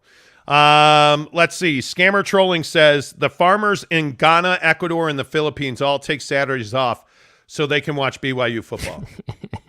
Yeah. Stay on brand, buddy. Mark says less than Big Ten, SEC, but more than anyone else after the Pac-12 schools. Yeah? Correct. I would agree with that. Bro, stupid fly. David Caldwell says, what happened if UCLA is not allowed to join the Big Ten? I don't know that not allowed will happen. Yeah. Because I think one of the things you have to consider here is that the UC system needs the money. The UC system cannot be bailing out Cal and UCLA, and especially if Cal is given an invitation to the Big Ten. I mean, there would be no reason to stop that. Mm-hmm. Travel is going to be a real problem. Travel is going to be a real problem. You're going to have to fly private. If you are USC and UCLA, you're going to have to fly private. Can the UC system sustain that kind of expense? Guess we'll find out. $100 million helps that, doesn't it? I mean, even if your share $70 million, that helps that. You're at minimum doubling what you're making now. You're telling me you're not getting $48 million a year in the Big Ten? I mean, I would think you are. Travel is going to be a problem. It is going to, I mean, they presented at the Board of Regents meeting yesterday, they presented a demonstration about how sleep deprivation is terrible for athletes and that traveling cross time zones creates sleep deprivation. Well, welcome to the world of sports. I mean, well, there is that. I mean, is that not what professional athletes deal with? It is. I mean, but when you're a college athlete, I mean, let's take USC. Or UCLA, you're in the UC system. If you're UCLA and you got to go to Rutgers, Rutgers. And you're flying commercial to do that? Now you've lost a day and a half. And then you get there and are you going to play a game on the same day? You're probably staying there 2-3 days. And if you're being really serious, aren't you doing a swing that's, an Eastern swing? Hey, in basketball, let's go play Rutgers and then Michigan State and Michigan. Maybe we stop in Chicago and play Northwestern. I have to think so. right? Because now if you look at the footprint of the Big Ten, they've got to come out west, but you need travel partners. You need people regionally that can help you facilitate that. My guess is part of the plan for USC and UCLA is that they already know that Washington, Oregon, Cal, and Stanford are going with them. Yeah. Has to be. That'd be my guess, because you need breaks from travel. Because right now, even going to Omaha, you're going to play Nebraska, going to play Iowa State, that's still days of travel. You're talking about you've got to fly private. You have to. Yeah. You have to charter. Yeah. There's no way to do that. But again, think about the cost of that. Are you bringing the band? Are you bringing all your tutors? Are you bringing all your academia with? I mean, you have to. You have to fly private. Yeah, it's probably 2 planes. You have to fly private. There's just no way. And that's why I think it's imperative that you have BYU and Utah play every year. If you join the Big 12, now you got to go to Florida. Yeah. Now we got to go to Cincinnati. I mean, think about that. If you're adding, I mean, you don't care about going to play in Texas. Texas isn't a haul from here. But Central Florida is a haul. Yeah. It's a haul from here. Iowa State, Ames, Iowa, is not exactly destination travel. Mm-hmm. Right? That's why I bring up Iowa and Iowa State together. You have one in the Big 12. You have one in the Big 10. But it just is not comfortable. It's not convenient.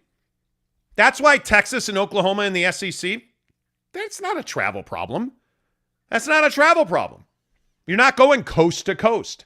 Texas to Alabama. Well, maybe that's what college sports needs to figure out, specifically football and basketball. Maybe they need to figure out how to go coast to coast. Like, maybe that's part of the requirement of taking the next step. Yeah. Like that. It's just part of the beast. Yeah, talking about the breaking news this morning that the Big Ten has signed a 7-year deal that's right now worth $7 to $8 million starting in 2020, or $1 billion, starting in 2023. With CBS, Fox, and NBC immediately announced on social media that NBC and Peacock will be the exclusive home of Big Ten Saturday night. Man, is that exciting. That starts in 2023. USC, Michigan. UCLA, Ohio State. I mean, think about that in basketball. Yeah. Think about what UCLA brings to the Big Ten in basketball. I mean, think about the brands in that conference. Big 12's got to act, man. All right, couple more on this because we got some good lifestyle stuff to get to. Renee Roca says the TCU should have never been added to the Big 12. The Dallas-Fort Worth TVs are already watching Tech, UT, and the Ag. Short-sighted. Well, but see, I think the Big 12 can correct that by adding Dallas, because I think, again, if you're a Texan, you know the difference between Fort Worth and Dallas. That's not the same market. If I'm the Big 12, I'm trying to dominate the state of Texas. Give me SMU. I'd add SMU every day. And I know that I get my ass kicked routinely for this every time I say it. I would absolutely add SMU. Academia, great law school. I know it's a small school. Okay, great. Apparently small schools are doing a little better these days. Give me Dallas. Give me Houston. Give me Fort Worth. Give me Lubbock. I'll dominate the state of Texas every day. I don't know if you guys know this, they play a little football down there in high school. I want it. Right, come on. Talking with Raphael podcast. On PBS Radio. Would it be better to do a massive redraft of all 124 college teams and give them their own divisions, just like that tweet you shared 14 hours ago? Could be. Yeah, probably not a terrible idea. NY Jazz fan says 275 watchers. Let's hit that like button. Please do. Give us a thumbs up. It really helps the channel grow.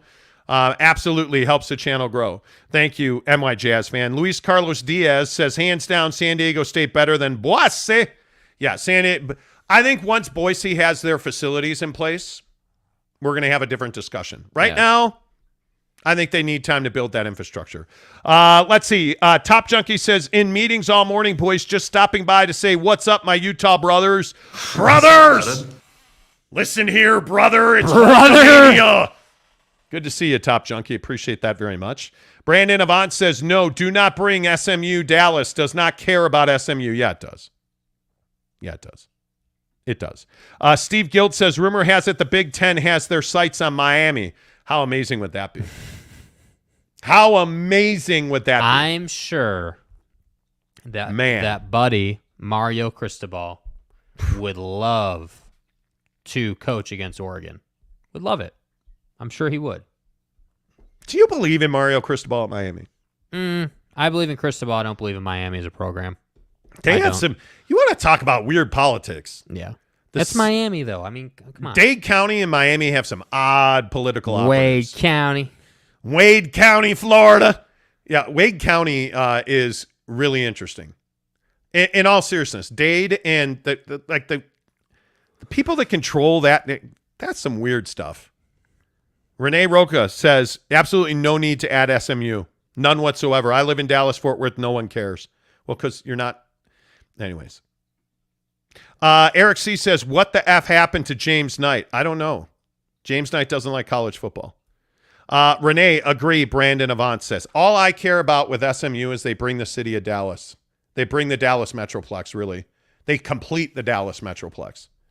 So let's see. Steve Moser says, I've got 99 problems, and they're all loft balloons, brother. Yeah. 99 loft. You don't know what that is, do you? Do you? Do you know what that is? No. It's a song. Tanner says, Wellmont, everything about Florida politics is screwed up. Well, again, not here for it. Not here for it. All right. Huge morning of news. Keep bringing your comments. We appreciate that. Please, again, give us a thumbs up and a like. And if you're new here, please subscribe. It really does help the channel grow. We're live and local every morning at 6:30 Mountain Time, 8:30 Eastern, 7:30 Central, and 5:30 Pacific, where the Pac-12 is dead. Yeah. Love talking to you guys. Appreciate you being here. I want to get to this radio topic because I think a lot of us have all the feels on this. So I've worked in sports talk radio for years, since I was 16 years old. Decades. I think I was actually physically on the radio for 30 years. I worked at ESPN. I worked at Sporting News. I won a Murrow Award at KGO and KMBR in San Francisco. Like, I've had a great career. We do not work in radio now by choice. And yesterday was a perfect example of that. So yesterday around 1 o'clock, we get a phone call from one of the local radio folks or people who are involved with the local radio folks. Hey, Monty, have you thought about, bringing the show over here? I saw it. They're talking about making changes. This guy's telling me, they're talking about making changes. Your names come up. Like, we see what you guys are doing. Have you thought about bringing your show over here? Yesterday afternoon, I kid you not. Yeah, out of the blue. And I was like, nah, we have big things working, like the next 2 months, like yada, yada. Like, we have all this stuff in the works. Like, we're out of the business by choice. Like whatever it was, 6 months ago now. What is it, August? Yeah, right around my birthday. One of the other radio groups called and was like, hey, and it's just not who we are right now. And so then it's like, okay, cool, we're moving on. Like, then last night, I'm getting messages from a buddy of mine. Hey, I lost my gig here in Milwaukee. Can you, do you know anybody? Any word? Please keep me in mind. And so a company called Odyssey, which is one of the biggest companies, radio companies in the country. They own over 250 radio stations. Laid off hundreds of talented talk show hosts yesterday. Hundreds of people lost their jobs. And I'm not talking about, Poughkeepsie. Or SMU. Thank you. I'm talking about Milwaukee, Wisconsin, where they cleaned out an entire radio station and just flipped a switch and turned on CBS Sports Radio. I'm talking about Pittsburgh. I'm talking about major markets. And it turns out they're doing this because their stock price is too low. They're doing this because their board is upset that their profit margin's not higher. So let me get this right. You laid off a guy in Minneapolis who's been there 20 years and has always been top rated. You've made money on that guy, but we've got to get our stock price up, so I'm going to let that guy go. You want to know why I don't work in radio? That right there is why I don't work in radio. It's not a matter of could we or should we. The answer is no, we should not. And yeah, we absolutely could, but we're not gonna. And I'm curious, everybody listening to this show, all 302 people, like how much talk radio do you listen to? Mm-hmm. Because I used to be a daily consumer. And one of the reasons we do this full time now, this is our living now. One of the reasons we do this full time on YouTube, digitally, streaming, is because we control it. We sell our own show. We don't work for anybody else. We're not affiliated with the church. We're not affiliated with the Jazz or the Utes. We're our own. We're unaffiliated. We are unbiased. Untouchable. And that's gone away. And it like here in Salt Lake City, that's none of that exists. There is no accountability from the media to the teams. So the Jazz operate without question. Nobody asks tough questions. Mm-hmm. Nobody holds the Utah Jazz accountable for anything. Players, their radio situation, their TV situation, nobody holds them accountable for anything. Facts. BYU is gold in this town. The Utes, nobody is asking, hey, what are you guys doing? Hey, what's the situation here? Who's going to call Mark Harlan today, outside of me? Who's going to call Mark Harlan today and say, hey, what are your thoughts on this Big Ten thing? Are you guys actually in the works? What are you guys doing? Now, is he going to talk to me? Probably not. But you're damn Skippy, I'm going to call him. Mm-hmm. How many other people are going to do that? Because the Trib's not going to do that. Des Newsnot's going to do that. Mm-hmm. That's just the culture here. So the talk radio is essentially soulless here. There's just not. But we're talking about WFAN, the Fan in New York. They're talking about major layoffs at the Fan in New York. You're talking about the Michael Kay show at ESPN Radio in New York that I listen to pretty much every day. Mm-hmm. You're talking about the Score in Chicago that I listen to every day. Like, is talk radio dead? Like, what radio do you listen to? I don't. Legit, I don't. I'll tune into local like occasionally. When you we're in get the car pissed when together. I turn it on in the car. Yeah, I don't. I have no problem saying it again. I'm not scared to say I don't enjoy Jake and Ben. I don't enjoy like DJ and PK are dead to me. I don't listen to them. I don't relate to them. It's not a personal thing. I just think they're too slow and they don't understand how to do topic-driven radio that keeps people that has excuse my French, but has balls to the conversation. I don't want, oh, well, hey, ESPN, like the other day, Jake and Ben are doing a thing. ESPN said that the Jazz are going to do over under 26 wins. Let's go through the entire league and see what we think the Celtics are going to do. Nobody in Salt Lake City gives a damn about the Celtics. Nobody cares. What do we care about? Donovan Mitchell, Rudy Gobert, Danny Ainge, Ryan Smith. Those four names. Dude's not even on the team anymore, and he's still a bigger conversation than anything else going on in the organization, right? Like, that's what people care about. And so, for me, what do I listen to? I don't. I listen to our show because we need to listen to make sure our quality is good, to make sure that our topics are good, that we're having good conversations, because that's what we do, right? That's why I listen to our show. When I worked at the old Yelpatoria, I'd listen to Rome a little bit sometimes. Like, I still think he's good every now and then. Maybe a little bit of Cowherd. But even with Cowherd, there's still some burnout there. Like, my biggest thing right now in radio is that people just get on the show and turn the mic on. They just get on the radio and they turn the mic on. And that's why you don't keep listeners. And the other problem is in radio, there's no analytics. I don't give a damn what anybody says. You're not in radio able to tell me how many people are listening to you right now while you're talking about the death of radio or the Big Ten or the Pac-12. You can't do that. On YouTube, I can tell you right now, we have a whole dashboard that'll tell us how many people are listening, how long they listen for, like where they are. It's a Google property. That's the difference. And I think, that's why I say it's not that I hate radio or that I hate anybody here. It's just not enjoyable for me. I truly just don't enjoy it. And by the way, if I did enjoy it, I would listen. That's why I listen to Jim Rome a little bit, here and there, like when I could, because I enjoy random stuff like some dude calling in acting like a dog's voice. Like those little things, while it's not necessarily hardcore sports talk, it's funny. That's what we don't get here. Yeah, and I think the struggle for me in particular is that I agree with there is it just a straight up lack of talent, but there's a lack of want to do excellent radio every day. Yeah. I agree with you. Like I've been really fortunate in my career to be around some of the best. Like Howard Stern's program director at NBC was my boss, a guy named Al Brady Law.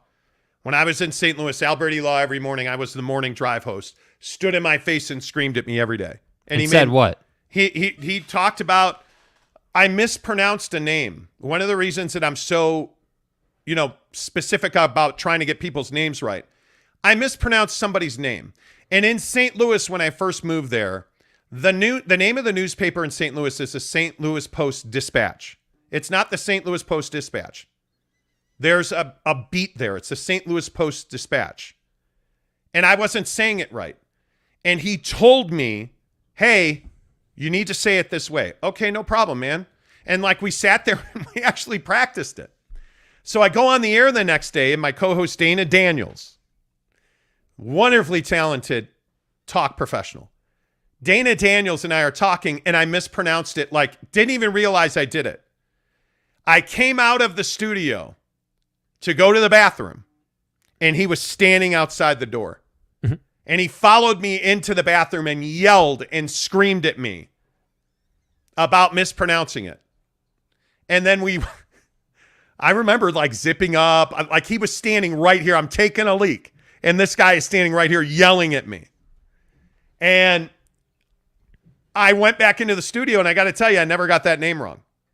And I never missed a break time. Like one of the things I'm a huge believer in, and one of the things I love about our platform here on YouTube is I don't ever have to take a break. When I read commercials when I want to. We end the show when we want to. Like what time is it? It's 9:00 straight up here on the Monty Show. Usually we'd be right back starting the hour. One of the things that drives me crazy is in radio, it's not hard to win. But there's little things you have to do, and the people in this town don't know how to do it because they've never had oversight. They've never been trained. Yeah. They've never been taught. They don't understand the portable people meter. They don't understand how to manipulate the ratings game. When I worked at 1320 KFan in Salt Lake, legit, it's history. Go back and look at it. We were beating them in the morning within 4 months. Will Smith, Ben Wilson, and I, Monty in the morning, we were beating DJ and PK. Ben and Gunther and Ben in the afternoon. We made one small tweak to that show, and they started beating the afternoon, the big show.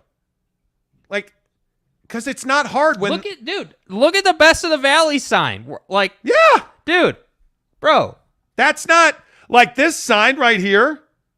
That we were on the air in Phoenix less than a year, and we were voted the best talk show on the radio in Phoenix within a year. That doesn't mean we were like, I think we do a great show, but that's me. Obviously, I'm going to say that. But why did we actually win that? Because we were disciplined and consistent.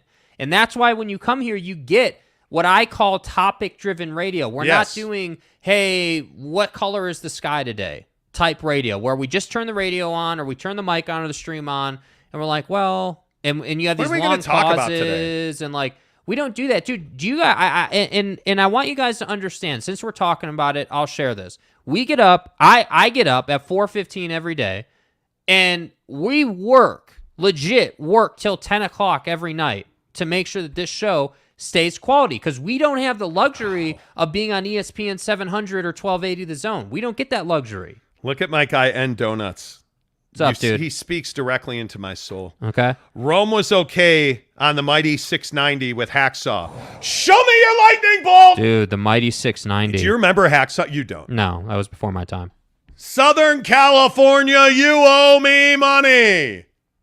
Like, that's a radio personality. Did you like Hacksaw all the time? No.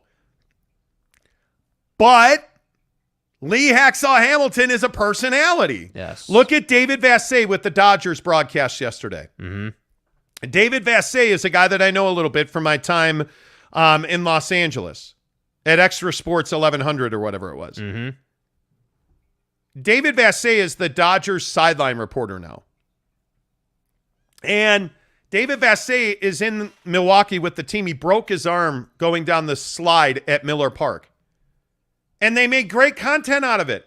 After the game, he's interviewing the player, and the player says to David Vassay, the reporter, "We won this game for you, man. We heard you broke your arm going down the slide." Like, it's personal. And then he lifts his arm up, and he's got a cast on it already, bro. And it's fun radio. It's not boring. Yeah. Right? And honestly, to your point about our schedule, yeah, I get up at 4:30 every day. And the first thing I do is I read headlines. And I read all my Twitter DMs, and like but the night before we go to bed, we're prepping, we're reading, we're going to talk about this, like we text back and forth. Hey, we're talking about this, and we're talking about that, and we're doing this, and hey, here are the talking points on that.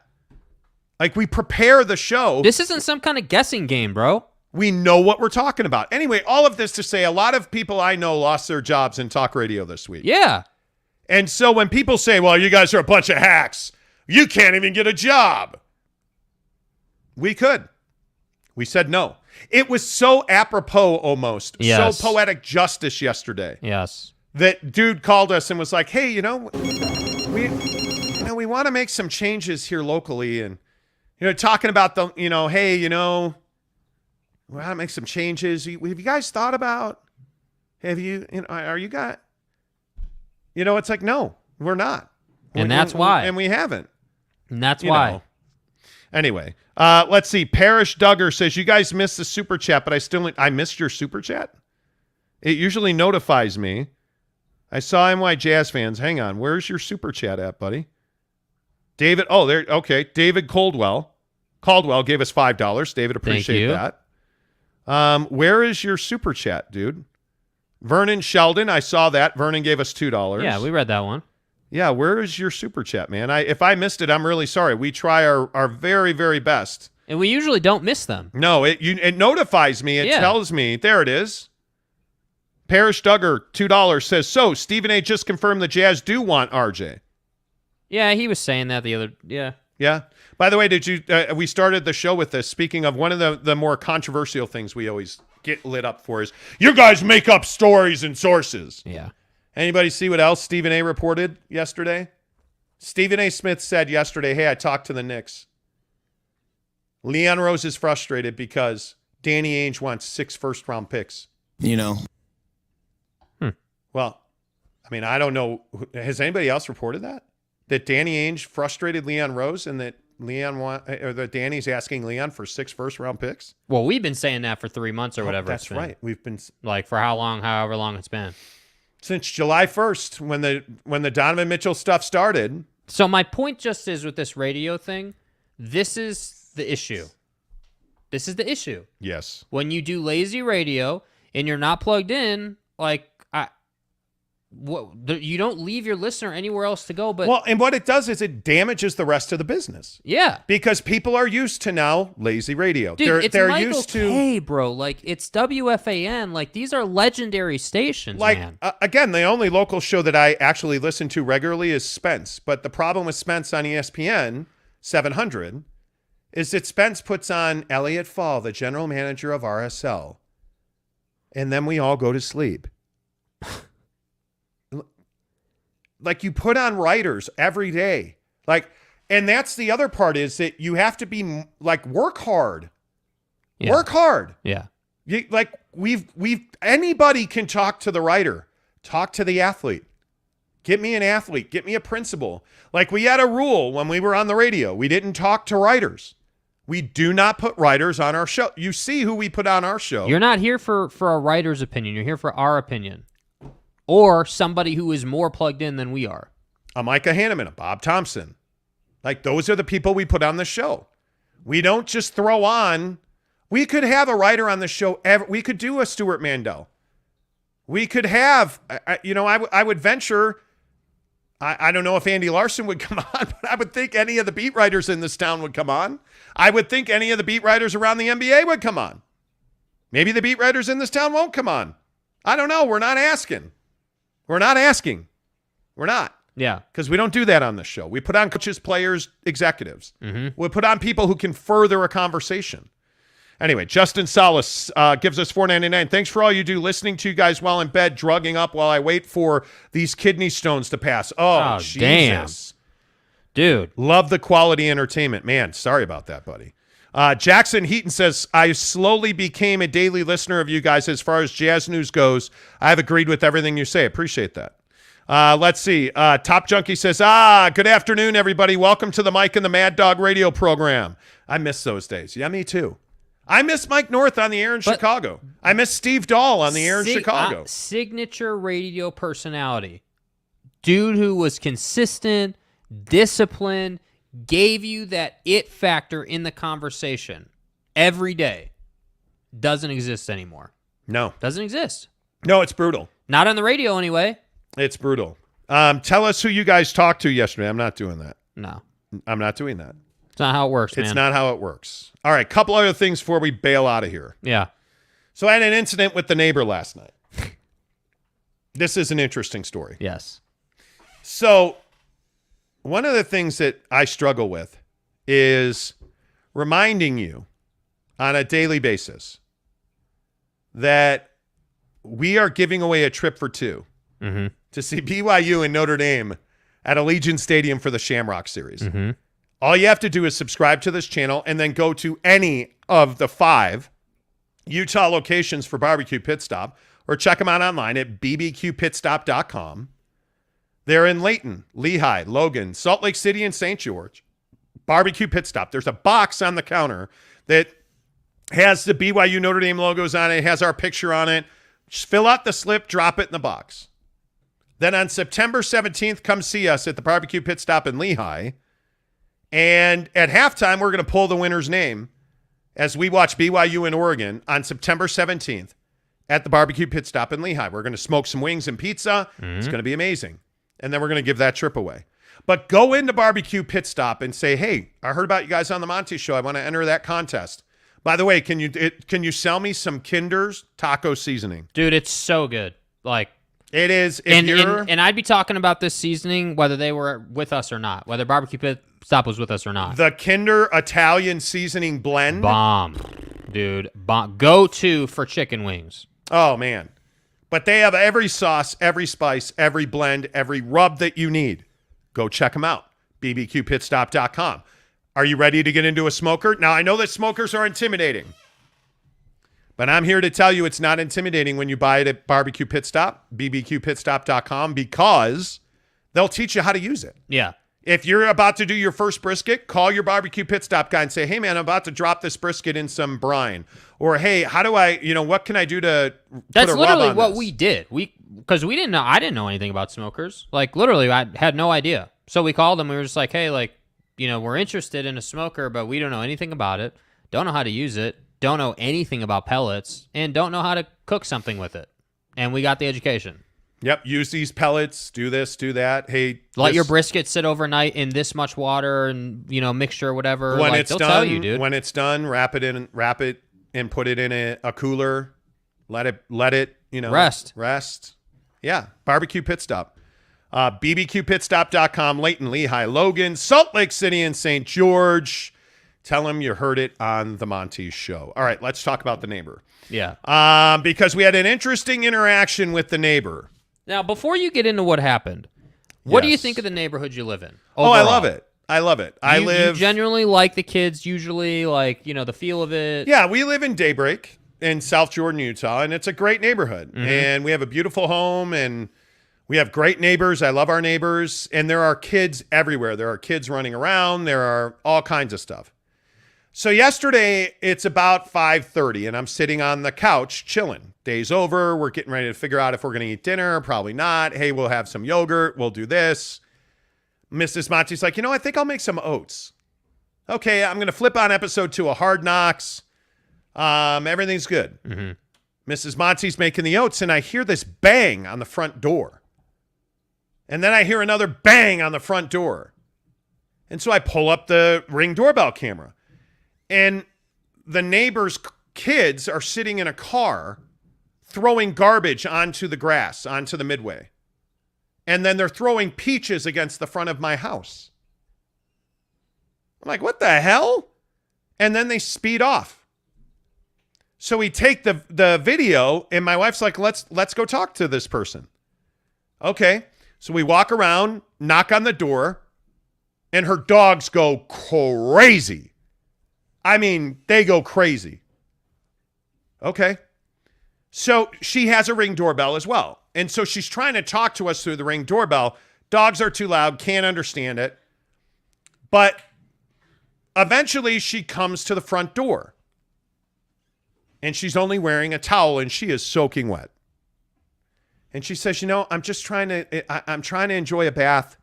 These dogs are going crazy. What do you need? And we tell her, well, hey, I think, your kids and their friends threw some trash out on our lawn and threw food at our house. And I show her the phone with the picture, and she immediately gets on her phone and calls her child and says, you get your ass home right now. You can't be doing this. And she gets off the phone with her child and she starts crying. And I'm like, whoa, are you okay? And she's like, you know what, man? I've had it. I've had it with these teenagers. I'm so thankful they went back to school today. These dogs won't stop barking, and I'm just trying to enjoy a bath. Terribly vexed. And you can see she's in that moment where she's had a long summer. She's got these kids. She's got these dogs. Yeah. She's at her breaking point. And so I was yelling and screaming at her. No, I wasn't. And so I said, hey, you know what? This is no big deal. Go enjoy your bath. We had no idea. This is no big deal. Nothing was broken. We just wanted to let you know. And she's like, okay, I appreciate that. Let me know if it happens again, please. I'm really trying to wrangle these teenagers. It's been frustrating, and I really appreciate you guys coming over and talking to me about it. And so she goes back. We close the door. She goes and does her thing. We're walking back to our house, and the car pulls up again. And so I just walked over to the car, and I said, hey, man, your mom is really upset. Like, we caught her when she was taking a bath and the dogs. And I was like, all I want you to do is pick this up. And the daughter is in the back seat. And she says, well, it's this kid in front. And this teenage boy pops out of the car and he's like, hey man, I'm really sorry. And I said to him, this isn't that big of a deal, man, but I want you to understand, this could be a thing. This is a crime. If you'd have broken a window, this is a crime. And my wife was saying, you guys, they could have just flown under the radar. If they hadn't thrown their trash out of the car, even if they hadn't thrown the fruit, they had these big peaches that they threw against our house. If they hadn't thrown the peaches against the house and driven away quietly, we would have never had any idea. Catch me outside. How about that? But now here you are, you're probably 16, 17 years old, and you want to enjoy that rebel freedom. And it just goes to show you, I don't know how I could have handled that situation differently. I don't think there was. I think he handled it fine. I mean, I wasn't there, but I wasn't upset. I never yelled at anybody. And I just said to that boy, I said to him, hey man, I just don't want you to get in trouble.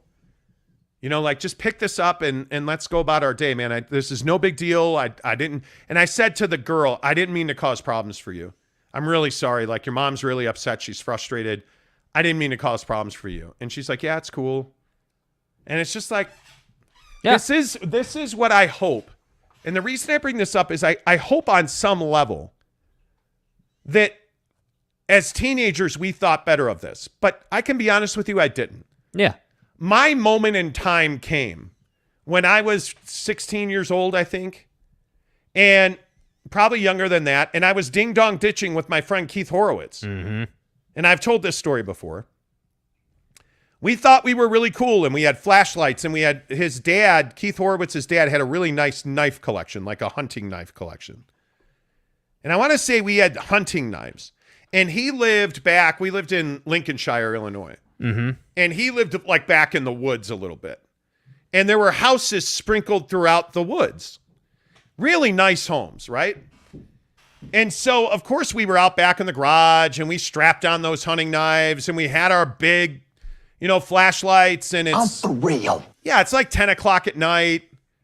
And Keith lived off of this really long paved road. And I lived across, that road takes you to a big road that I lived across next to this lake. And so we decide, in our infinite wisdom as 16-year-olds, right, that there's no better plan that night than to walk through the woods and ding-dong ditch people's homes. Yeah, I guess I'll have to figure something out. I mean, why wouldn't you do that? Yeah. So we walk up to this guy's porch. I vividly remember he had pine steps, like these reddish yellow pine steps. Walked up the pine steps, rang the doorbell, turned and ran, but I remember running into the post. And I dropped my flashlight. And the door opened and I took off running. Now, I don't know what happened. But of course I'm going to go back and get the flashlight. So we circle back to get the flashlight. And we walk in front of the guy's house. Don't see it on the ground. I know I dropped it there. So we start walking away, and all of a sudden the flashlight turns on from behind us, and there's this guy yelling. And I remember him cursing. I don't remember what he said, but he was like, I'm going to F you up or whatever. And we just start booking it. Yeah. And it's about a quarter of the mile off of that long road. Right. We're running for our lives, right? He started chasing us. Oh. I get out to that long paved road, and I am just booking it, and I can hear him catching me. Now, Keith is a cross-country runner, so he go. Like, he's probably 15 yards in front of me. Oh, my God, dude. And I am running. And I'm actually in good shape at this point. I'm a soccer player and a baseball player. Like, I'm running for my life. And this cat is catching me. And he's yelling. I'm going to get medieval on your ass. And I have this dream occasionally where I can see him running with the flashlight in his hand because the light keeps going by my head. Right? Like, the light, the beam of light from the flashlight keeps going by my head. Right. And so I just keep running. And I am dying now. Yeah. I am ready to give up and die. Is this the dagger? And but I keep running, and he throws the flashlight at me. Hits me on the right shoulder. And I remember hearing the flashlight skid off the side of the road. Yeah. And I just kept on running. Yep. And I could hear that he stopped. And I just kept on running. And then I saw Keith turn left over this little bridge, turns left, and he knew this path, obviously. It was a path we had taken our bikes down. And we run down this path through the woods. Yeah. That takes us all the way, like 2 miles out of our way. Right. We circle back, and we're fine, terrified. Terrified. It was one of those moments as a kid where I was thinking to myself, man, what if that guy had caught me? What if that guy had caught me? I'm screwed. And I've dreamed about that for the rest of my life. Yeah, man. Like, that's crazy. But that's what you were doing as a kid. That's what I was doing when I was 16. What are these kids doing? They're throwing peaches at houses. You know, thankfully not hitting a window. Yeah. But now you get caught on Ring doorbells. And we take phones and show your parents. Yeah. You know, like, that's the problem. I just hope that we as parents, and you're a virgin and you have no sperm in your body, so you're never going to have kids. Right. But I hope we as parents, show what they do. Wow, how about this? Numra gives us $100 tip. Damn, bro. What do you? Wow. He says, hi, guys. Go Ravens. I love Ravens. Go Ravens. I'm going to be straight up, bro. On the right, your haircut is fire. Wait, would that be you? I guess. I don't know. I want it. I'm going to the barber tomorrow and need instructions to give the guy. Could you turn your head a little to a little bit so I can see the back of your neck? Thanks. The back of... No, you don't want to see the back of my neck right now. Here's the instructions. So here's what happened today. What happened this morning? Okay, so this happens to me about once a month. I admit. This happens to me about once a month. Legit. I'll be... Because like I said earlier, I get up. My alarm intentionally goes off at 4:15, and then I get out of bed at 4:30. So today, I woke up at 3:45 and was like, great. I got about a half hour here. I'm going to close my eyes. Alarm's going to go off. I'll be good to go. So 3:45 turned into 4:52 real quick. And I usually come over here to do the show at 5 o'clock. That's usually my arrival time. And by the way, you're usually really well buttoned up. Yeah. Really well buttoned up. Yeah. Yeah, I'm usually prepared. That wasn't the case this morning. I swear to God, I woke up at 4:52 and went full freaking like Mission Impossible Code 10 abort status. I woke up and I was like, holy shit, it's 4:52. I have to leave in 3 minutes. And I'm laying in bed half asleep. So it's funny you bring up the haircut because I'm getting my haircut Friday. Tomorrow. Jesus, tomorrow's Friday already. Jay Taffa, our guy in downtown Daybreak. Jay Taffa in downtown Daybreak is the guy who cuts my hair. At Dave's Barbershop. The reason I love my hair to be short is so when things like that happen, I'm guaranteed not to have to do my hair and still 100% presentable. And the funny thing is, you usually show up looking like a dime, like you're in good shape. Got the right? J's on, we're good to go. We're good to go. I've got a planned out routine where I'm good to go. This guy has to be trolling you. It has to be. Has to right? be trolling you. So I'm gonna give you the benefit of the doubt that you're not trolling me, and I'm going to give you my barber instructions, okay? So what I get, and you will see it Monday on the show, because like I said, we're getting our hair cut after the show tomorrow. On Monday, and here's the bots. Here we go. See what I tell you. So the instructions are skin fade all the way around, but you're really going to give this cat instructions? Yes. The key is he's not asking you for a real haircut. The key is the hard part. That's the key. You don't just want him to part your hair. You want him to take the buzzer. No, wait. Wrong. That's your mic. Wrong slide. You are not giving him instructions on how to get your hair cut. He don't asked. give a damn. He paid me $100. He don't give a damn about your haircut. He paid $100 for it, bro. I'm trying to be good. My guy, I appreciate the tip. What's everybody else say? M. Morris says, haha. Justin Salas says, LOL, I don't know if this is a joke or if he is real. That's what I'm saying. To be a joke. My hair looks brutal today. It has to be a joke, but I don't know, dude.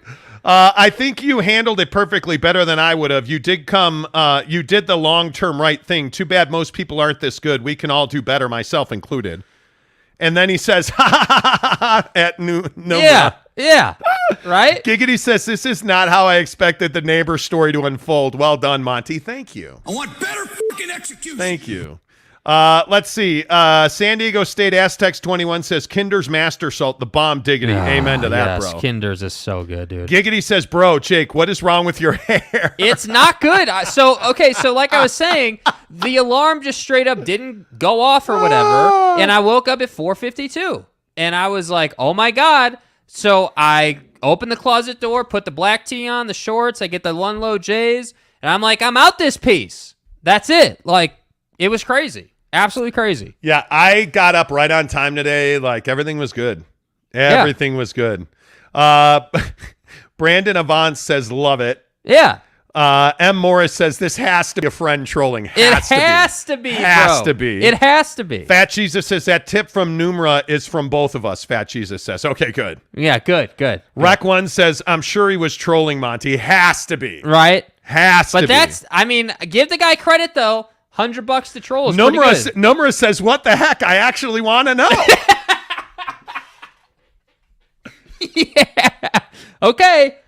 How are you getting a $100 tip and hair advice requests on the worst hair day you've had in a year? Am I allowed to give dude the directions? Can I give the dude the directions real quick? The hard part. Yeah, tell him about the hard part. So just simply go to your barber and say, hey, dude, I want a skin fade and I want a hard part. That's what you need. Because then what you're going to get is this really nice fade, and then you get the line in your part. But what he does is he takes the clipper and he literally cuts a line into your hair. It's not just like combing it. Like, he cuts a line so you don't have hair there. Why will you not get a mohawk? Because, dude. What about a faux hawk? I'm not a child. I don't throw peaches and get mohawks. Come on. Hey, dude, if I had the hair to get a mohawk, I'd be getting a mohawk. Yeah. I'd be doing creative, fun stuff with my hair, but I'm old, I'm fat, I don't have hair. We have to represent us in other things that are coming. K. Nurin says, I cut my own hair. Man, I did that once too. Nope. My friend Dave had a Flowbee. And we did the whole, hey, You've used a Flowbee. Yeah, in a Tupperware bowl, and we did a bowl cut. I shaved my head. I lived in Northbrook, Illinois, and maybe it was Mike Chereau. Listen, we're in a strange time. One of my friends in my Northbrook neighborhood had a Flowbee, It might have been Mike Chiarot. Man, that poor kid, he ran right into we were playing tackle football. Mike Chiarot, God, Chiarozzi, running down Longacre Lane in Northbrook. There's a fire hydrant. He's running a pass route and ran right smack into that fire hydrant. I'll drop that mother. He was out for like 4 to 6 weeks. It was unbelievably bad. Unbelievably bad. Numera says, I work 17-hour factory shifts for that money. I appreciate you, man. Thank you. Dude, no, but seriously. Thank you. That's one of the biggest, that's one of the biggets tips we've ever gotten on the show. So I really appreciate that. Yeah, I do appreciate that. Yeah. Let's see. Blessed T says 777, number of the goat of goats. Okay. Cool. I don't know what that means. How about... why are our comments not working right now? Fat Jesus says, I feel like Jake has been waiting his whole life to talk about his haircut. Well, you take pride in it. Yeah. Talking with Raphael podcast. On Barber Radio. Says, I go to ABD Barbershop to get my haircut. Cool. Nice, dude. Cool. Numerous says, show me the back of your neck, man, please. What? Like, what? Like, what am I supposed to do here? Like, look at that back of his hair. Like, what am I supposed to do, bro?